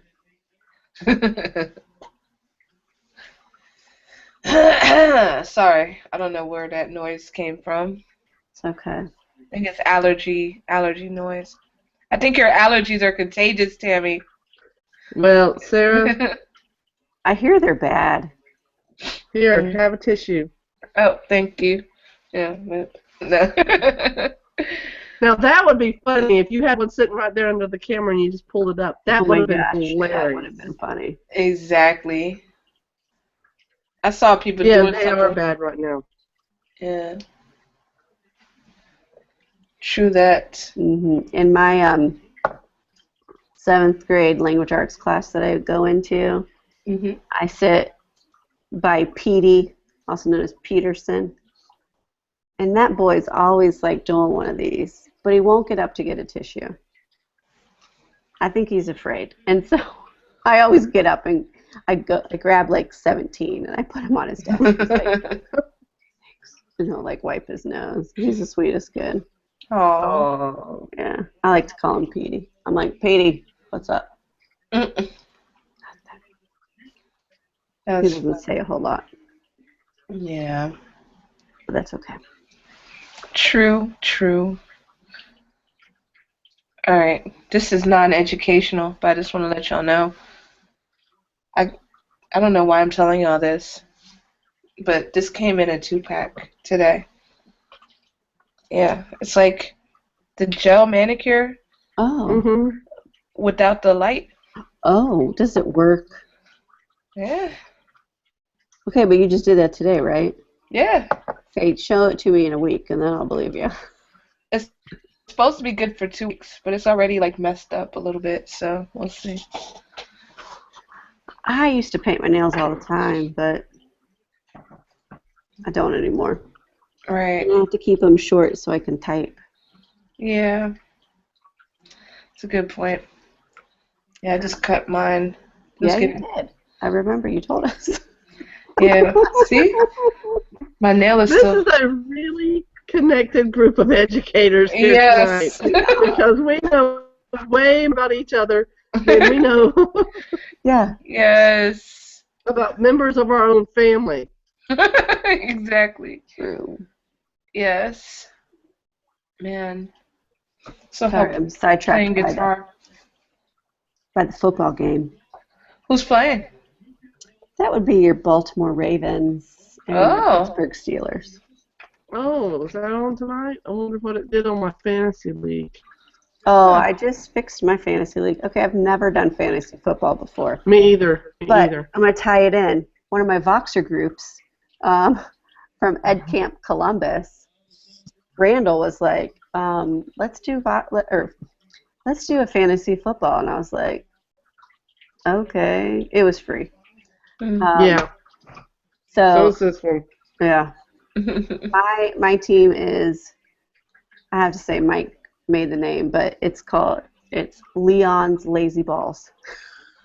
And Leon is my dog. Wow. I love it.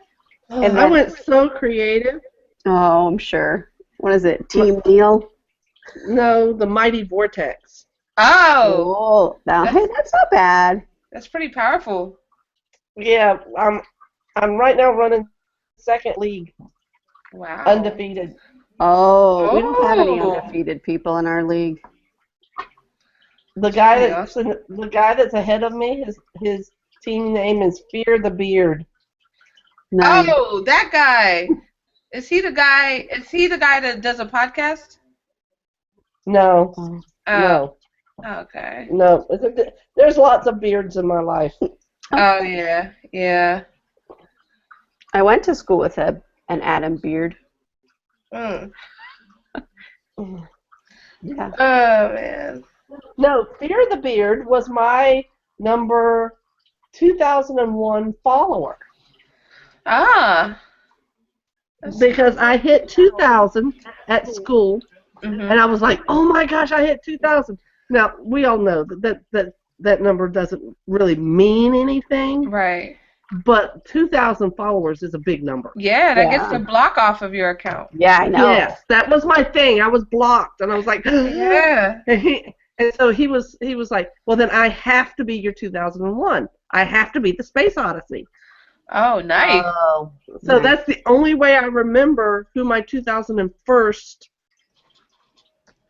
Twitter follower was. Makes sense. Because he was the Space Odyssey. Makes And if you knew him, it would make sense with him as well. So okay, we're Whovian buddies and things like that. So right. Yeah. Oh, that's awesome. But I remember my first. I had to go back and look for it. Yeah, my first. I remember my first too. Oh no, no, my first Twitter. I'm just kidding. Oh gosh, no, Yeah. it was. I don't remember mine. Yeah, I had to go back and look it up. But yeah, it was my friend Tia from my district. Shout out to Tia. Tia. Yeah, we were both at the same conference, and I followed her, and she followed me back. I remember that. Huh. Yeah. She's still following you? Yeah. Tia's awesome. I just saw her yesterday. Oh, nice. Yeah. She seems nice. Yeah, she's awesome. Yeah. Says this with the lady with K's in her account. K? Wait, what? What is a K? How many Twitter followers? Oh, no. Yeah. Oh, that one? I thought you were talking about me. I'm like, no, not that. Yeah, I thought you meant like there's like a K in my name. Like I know, I was like, Sarah the teacher. Yeah, no, you got somebody that put K's up there for you. Oh, really? No. Yeah. Uh, We're talking to a superstar oh out no, here. stop that. You know I hate that. Not at all. No, no, no, no. It's not about that. Not at all. Not at all. Yeah. Listen, if anybody makes me realize that, Sarah, it's you because you were one of the most down to earth people I've ever met. Oh, well, thank you. And so are y'all. Like y'all are awesome. And y'all do so many good things for people. You do have. Tammy. Sorry, I'm looking up your account. Just curious. It sounded like you said you have kids. I was just like, I do? Yes, News to me. Secret children? I have come for an intervention. No. Oh, we're not going to even talk about the clown car, are we? Oh, no. That's right. Oh, no. Oh my gosh, that was a long time ago. That was. But it wasn't even a year ago. No, it wasn't. Yeah. No? It wasn't even a year ago. Yeah, that's true. That's Or true. just barely a year ago. Yeah, that is very true. It had to be I mean, like, imagine, just think for a second about the connections and all the conversations we've had. So bringing us back to being connected educators. right. All the conversations that we've had with each other Mm-hmm. over the course of the last year. Yeah. Right. A And lot of conversations. yes, a lot of relationship building in this PLN. Oh, yeah. I feel like I've known y'all for 20 years. I know, right? Yeah. Good or bad, I'm not And- sure. And it just amazes me when I think about the conversations I'm going to have in the next year. Oh, yeah. Okay. Yeah. The connections we're going to have, what we're going to do for our kids in our classrooms, what we're going to do for the profession of teaching as we become the veterans in our field. You know, as we move into that generation that's about to be the generation to retire. I was just cringing at that. Darling, yeah. Oh, yeah. But it just I can't even begin to think about where we're going to be this time next year. Yeah. Yeah. You know? It's a good point. Will we be thinking about portable video instead of Voxer? Mm. You know, will it become norm for video conferencing Right. with our parents? Yeah.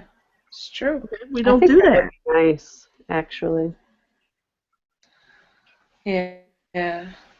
Do y'all have any upcoming goals for this next year? Oh, sorry, I didn't realize I wasn't on the screen. I'm doing 50 other things. Oh, you good. I want to get better at my curriculum that I'm using right now. That I'm developing. I really am not using anybody's curriculum, but I want to get a better handle on that. I want to feel more comfortable speaking in professional development arenas.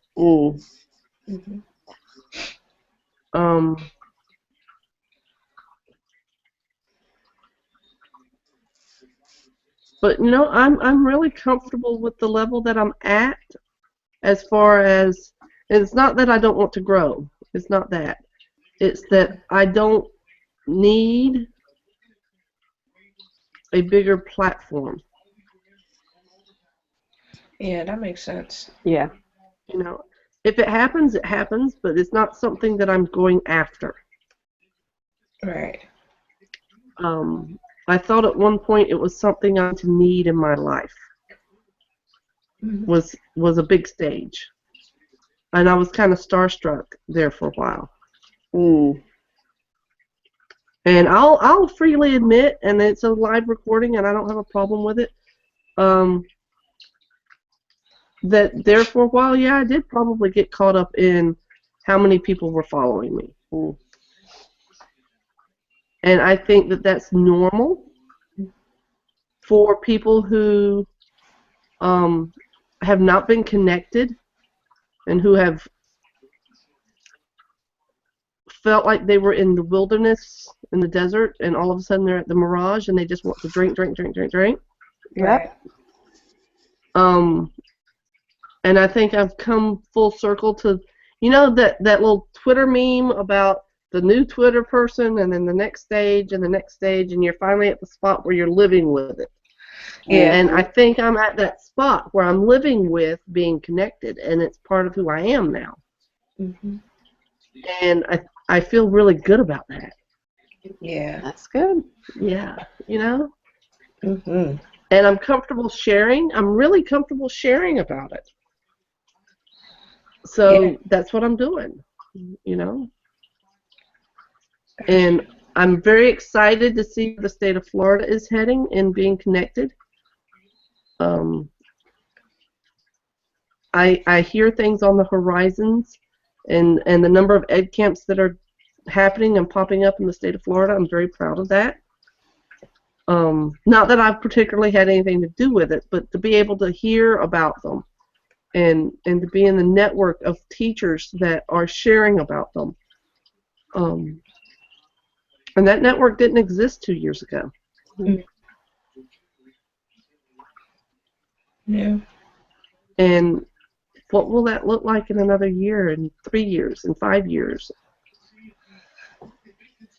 Yeah. It might be, I don't know. I'm just very excited about the future of education. Not the political side of education, Right. because I think politics needs to stay out of it. Yeah. But I'm very excited about the grassroots side of education. Indeed. I agree. And because the true future of education is not going to be in the big business. Right. That's true. And here I am getting awful philosophical at 11:30 at night. Oh, that's good. So you're getting philosophical. I'm getting goofy. It balances each other I'm out. past goofy, darling. I passed goofy a long time ago. Oh goodness. I was born that way. Yeah. Melissa, what about you? You have goals for the upcoming year? Yeah. I think I always have the goal of finding a leadership position in the right place. I don't want to settle, but too many people aren't like knocking the door down, so it's okay. But yeah, and I think we have new ELL standards in the state of Ohio. We are in a consortium called ELPA 21. I don't remember exactly what states are in it, but I believe the other states are using WIDA, which is WIDA. And so we are supposed to be getting a new assessment for January, February-ish time, which I think is going to be all online, which is going to be interesting. So I have a lot to learn about that. And then I think really just getting more comfortable in the middle school setting. And I think finding my voice amongst these teachers who have been there for so long and trying to figure out where I fit into all of that. And I think convincing some of them to become connected because there's only like 2 of us. I hear you. What about you, Sarah? So, my goals. Well, I guess I'll start with the personal. I hope to graduate. Maybe by this time, maybe not this time next year, but maybe, possibly. But other than that, I want to set like a crazy, ridiculous goal for my students and myself. and I don't know what that goal is yet. I think that maybe they should set it, but I want it to be something ridiculous, and I want us to do it. Just something that we don't think we can do, and then I want to do it. So, yeah. And then also I want to write some more.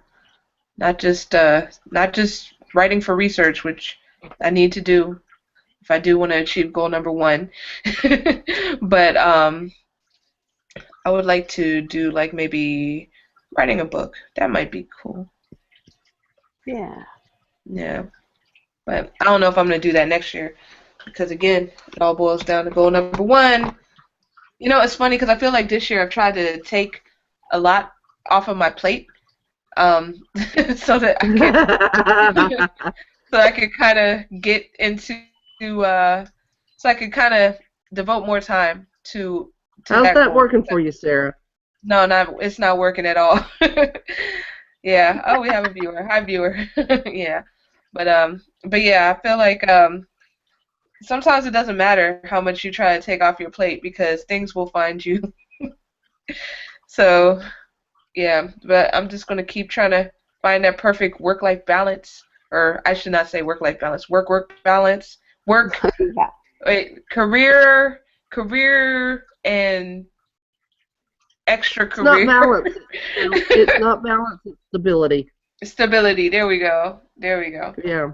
Oh, that's a good Balance implies 50-50, and Oh yeah, no, that doesn't happen. That's a good point. Yeah, yeah, absolutely, absolutely. So we are within 25 minutes. Ooh, we're actually making this happen. Yay! Yep. That is awesome sauce. Yep. Oh man. So it looks like the Twitter chat is going. Wow, the Twitter chat is blowing up. Yeah. Oh my. We've got some night owls. Yeah, go ahead, Well, Pacific. the West Coast. I mean, that's what I'm seeing. The time zones group together. Mm-hmm. And this is what, Sarah, this is why we did this last year, was because we knew that that's what was happening with the Twitter chats. Right. They're time zone specific. Yep. You know, there are really great chats out there that I can't get to because of time zones. Right. And it doesn't matter how great the topic is. If it's not going to work in my time zone, it's going to be really hard for me to go back and follow a Storify and get the real gist of it. Right. You know? Absolutely.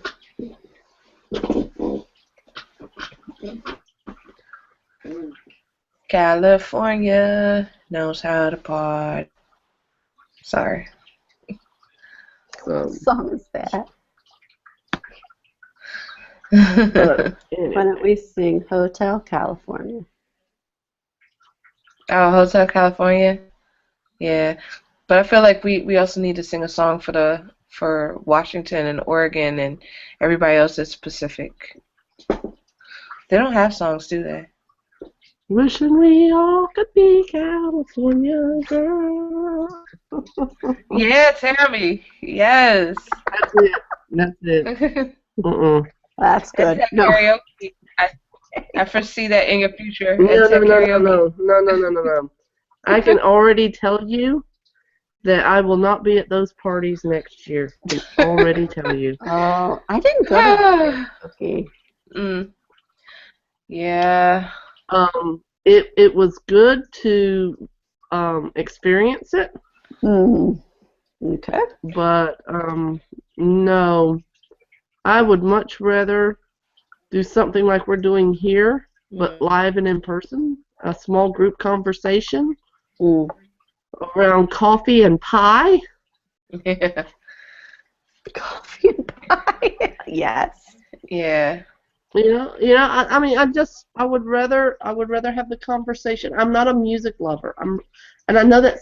Oh my gosh, Doug's gonna hate me for that one. No. I have no. Oh, Doug. Yeah. Oh, Doug. Tim. Yeah, I'm not a music person. I never really have been. I listen to what I have 2 songs on my phone right now because I needed them for projects. Mm. I'm not a music person. I would rather listen to people talk. No, I like music. And I've pretty much been that way my whole life. Yeah. Too much music. Yeah, too much music gives me a headache. There are registers that bother me. So now I can handle classroom noise. I can handle it. It doesn't bother me at all. I like well, not a noisy classroom. I like a productive sounding classroom. Yeah. Okay, there's a difference in what's going on there. But don't turn on music on top of that. And the kids want their music, and they like that music on top of the noise, and I can't. I've never been able to handle that. Mm. So, yeah, I would just much rather go someplace and talk with people. I don't presentations. I don't. We had a mixtape when we got married because we did not have a live DJ. We were outside in the country under an oak tree when we got married, and we never turned it on, and it didn't even bother me. I hear you. So all of those parties with all the DJs and the bands that I really enjoyed dinner with Dr. Will. Yeah, that was fun. That was really cool. I really enjoyed the pizza. That was amazing to me. Yeah. I didn't mind us all sitting in. Huh? When was that? At ISTE? Oh, ISTE, yeah. Yeah. I didn't mind. I mean, I really enjoyed us all sitting at that booth, and those of you that wanted to go dance went and danced, and I was just sitting in the booth talking, and I was happy. Because that particular place did a really good job of focusing the music towards the dance floor. Yeah. It wasn't bouncing everywhere. The acoustics were really good in there as far as I was concerned. But I'm just not one for. I don't even like low background music. It just gets on my nerves. So. Yeah. What else can we say about Tammy? And I think probably you too, Sarah, huh? About music? Oh yeah, you know I'm in a band and I'm a DJ. So I used to be in a band. Yeah? Believe it or not. What did you play an instrument? instrument? I played keyboard. What? I played keyboard. That's awesome. And sang backup for a group called the Gospel Sounds. No way. We did. Y'all on YouTube? I mean, iTunes? No. Oh man. That's awesome. Let's see. Rebecca's 22, so 22 and a half years ago. Wow. While I was pregnant with her. Yeah. Wow. And she's incredibly musical. Oh my gosh, she's an incredible flautist, and I can listen to her play. I can listen to her play all day long. Her playing her flute makes me happy. But most music. Yeah, I hear you. But yeah, we toured, if you want to call it that. We did revivals in North Florida, back in the early '90s. Really? Wow. I didn't know we had a famous gal among us. Oh no, no, no, no, no, no, no, no, no. Mm-mm. Oh, Mm-mm. Yes. I love it. Mm-mm. I sang lead one time, and then I Oh, went back to Oh. backup. okay. What song did you Yeah. sing lead on? Was it like an original or a Um, cover song? no, no, no. It was a cover song. It was "Love in Any Language." I like I that don't know if I song. know that one. Love in any language. Any language fluently spoken here. That's it. Oh Je yeah. te amo, ya tibia le blue. Amino heroka. I love you. Yes. Yes, That's the I one. sang. Woo! Yes, yes. That was beautiful. I sang and I practiced that song. I had a track tape. I actually had two. I had one for the car and one for the performance. Um, and sang that song. If you'd see me driving down the road, belting it out in the car, so that because I knew I was only going to sing it live once, and yeah, because it was either going to be something that I did, and I was going to go become Anne Murray. Of course. Okay, because that's all teachers who think they might have a chance at singing. Anne Murray's was our idol, Okay. because she did that. She used to teach. Really? Anne Murray. I Yeah. didn't know that. hmm What band is she with? She was just Anne Murray. Oh, okay. Yeah. Okay. Yeah. Country singer. Oh, okay. Okay. Yeah. That explains. I'm like, huh? Yeah. Yeah. It was not pop culture, that's for certain, Sarah. I hear you. No, But, she wasn't. so after Rebecca was born, oh my gosh, I remember one day driving home with her and she was just screaming. Oh my gosh, in the back seat, just you know how kids I hate that. do. They just get to that point that nothing makes them happy and they don't know they don't have any other mechanism but to cry. And then you want to cry. And then you want to cry because you're at the end of your rope and you don't know what else to do. And so I put in the song and I went, well, if you're going to get loud, so am I. And I started belting it out and down she went. Oh, Her song. it was her song. And I love that. yeah, yeah. I didn't get rid of it. That's why I still know that song. Yeah. But I think we had to sing it. So. What'd you say? So, but no, I sang that song at the fall festival the same year, just about the exact same time I found out I was pregnant with her. Wow. Mhm. That is cool. That is cool. Yep. That is cool. And then I hid it from my parents for another month Okay. and a half. Yeah. Wow. The song? Fall festival was no, not the song. I don't think they even heard me sing though. I sang at the fall festival at the school that I was working at the time. Oh, really? And and that was the end of October. And so the 2nd of December, we found out we were pregnant, or found out I was pregnant. He wasn't pregnant. I was. And then held off telling anybody until Christmas. Wow. Yeah. It's really. We went. Okay.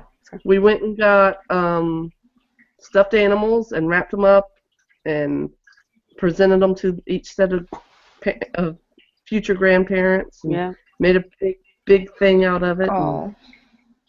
The kind of thing that you would now see on YouTube. Right. Right. And it would be 10 times more elaborate. Yes. And it would have had background music. And yeah. So anyway. Yeah, I was the first of 15 grandchildren to have a great-grandchild. Mm. And so I remember driving out to my grandma and grandpa's, and I bought them, like, little gifts. And, they're opening them. And one was, like, these little Ohio State booties, and then The other one was like a pack of pacifiers. And of course, my grandpa got the pacifiers, and he was like, I don't know what these are. Like, I'm like, oh yeah, duh. Oh, they didn't have them. I'm like, oh, that's a pacifier. And then my grandma was like, are you having a baby? You know, and it was kind of cool. Oh. Yeah. That is sweet. Yeah. That is really sweet. But they had no idea what it was. So we got stuffed animals that had a little bib that said baby. Nice. And then we pinned a little note to that said coming soon to a family near you. Oh, cute. And so his mom opened it, and handed it to her husband, and he went, oh. Huh. And it was not her first grandchild. Okay. All right. That's okay. That's okay. And when my mom opened it, my mom gave us the reaction that I was looking for. Because it was their first grandchild. Yeah. And so, but I don't know where the animal is that we gave my mom and dad, but my mother-in-law kept hers, and I got it back after she passed. It came back to me. So, well, it came back to me before she passed. She knew that her illness was terminal, and so she's starting some things back that she wanted us to know that she had. So that's nice. Yeah. Yeah. So anyway. Yeah. 8 minutes. 8 minutes. Wow. Just to update you, the Ravens have beat the Steelers. Yes. In overtime. Go Maryland. They're my second favorite team. Who's your first? Washington. Redskins. Yeah, I call them Washington though. Sure, whatever. Yeah. We as in Mr. Eddington is a Chicago Bears fan. So what's happening? Shuffle. We're not so good. Yes, we have a copy of that. Oh my goodness. Yeah, so do I. Yeah. I have it on the 45. Oh yeah. Nice. Oh I man. watched it And I have the album cover to go with it. That was some crazy stuff, some crazy mess they came up with. Yeah. I think I saw it on I Love the 90s or I Love the 80s or something like that a few years ago. Mm-hmm. Yeah, I Love the 80s. They were talking about it a few years ago. I was like, wow. I actually brought it to school last year and showed some of my boys because they'd heard about it but didn't think it was real. They really didn't think it was those Steelers.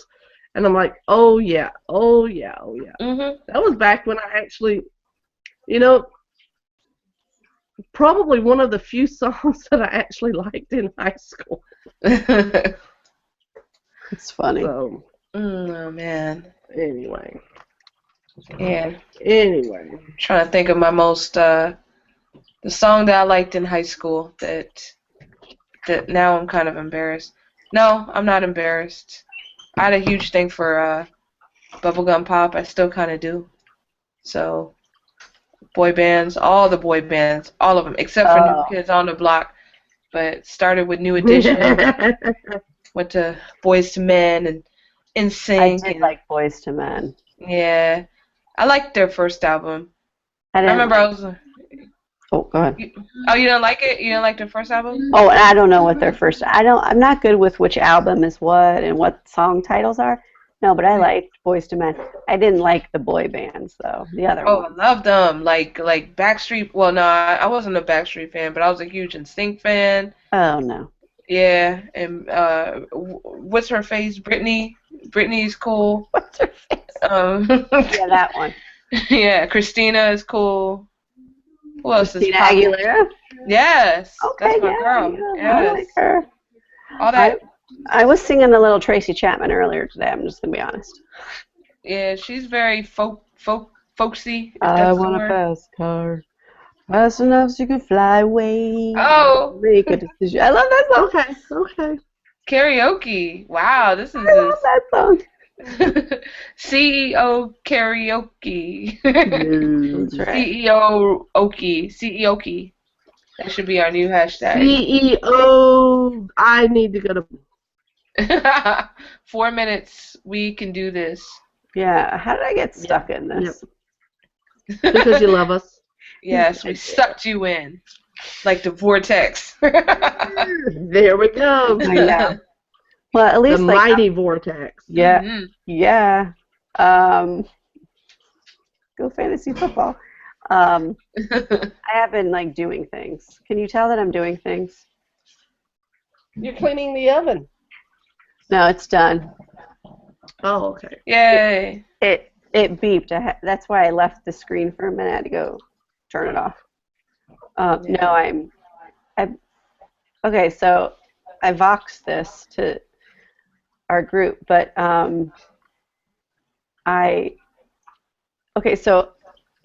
I went self-hosting on my site, and then so I use Bluehost and I use WordPress.org, which has been a learning curve, I might add. And then I decided I was going to buy the theme that I used so I could have more options with it. So I paid like $40 or whatever to buy the theme. Well, when I activated the theme, it totally like screwed things up. I didn't like it. So I deactivated it. And then today I finally like sat down and went through the steps on like their documentation page, I think is what they called it. And it kind of goes step by step into different things. So I finally like figured out what I was doing. And so now I'm going through and changing all the fonts because I like them different. That's what I'm doing. So, oh man, I still gotta remove the hair on my upper lip before tomorrow. I got my big leadership Dublin meeting tomorrow. I can't go in with the hairy upper lip. Man. Yes, we have 2 minutes remaining. Is there anything that we can inspire the great people with, or I don't know? We're going to need to do a lot of editing on this one. Oh yes, indeed. Oh, Sarah, are they going live or are they going private? Oh no, they're going live. Oh yay! I don't think we said anything too bad. We did sing a little though. Well, yeah. Yeah, I mean, there's always, options we can discuss. Yep. No, we need to do some editing because there's a whole lot of dead air in some of these. Yeah. That we need to. No, I know. That's funny. We had some time zones that we thought we were going to have people moderate that didn't show up. Yeah. Oh, yeah. Yeah. So, which is okay because life happens and this is all voluntary. So. Sure. Whoop-de-doo. But no one's getting paid for it. Exactly, and so we get what we pay for sometimes. True that. And so I just think it would be nice to pull, and I can play with it and pull the answers from various conversations. Sounds like a plan. Not until after I write my next blog post. Right. True indeed. Which one of you is sitting by some sort of water feature? That's my fish tank. Oh. Yeah. Okay. Well, we are officially out of Pacific time. So Pacific time is now over. So thank you to everyone. And this was fun. This was great. I'm going to press the big red button unless anyone else has something they would like to say. If you press the big red button, can Hawaiian people come in still? Can who? Hawaii. We can start the next hangout and leave that up for them. That's the one Okay. that's linked to their thing anyway. Oh, okay. Okay. All I'll let right. you do that on your own. All right. So I'm gonna press the button. Bye.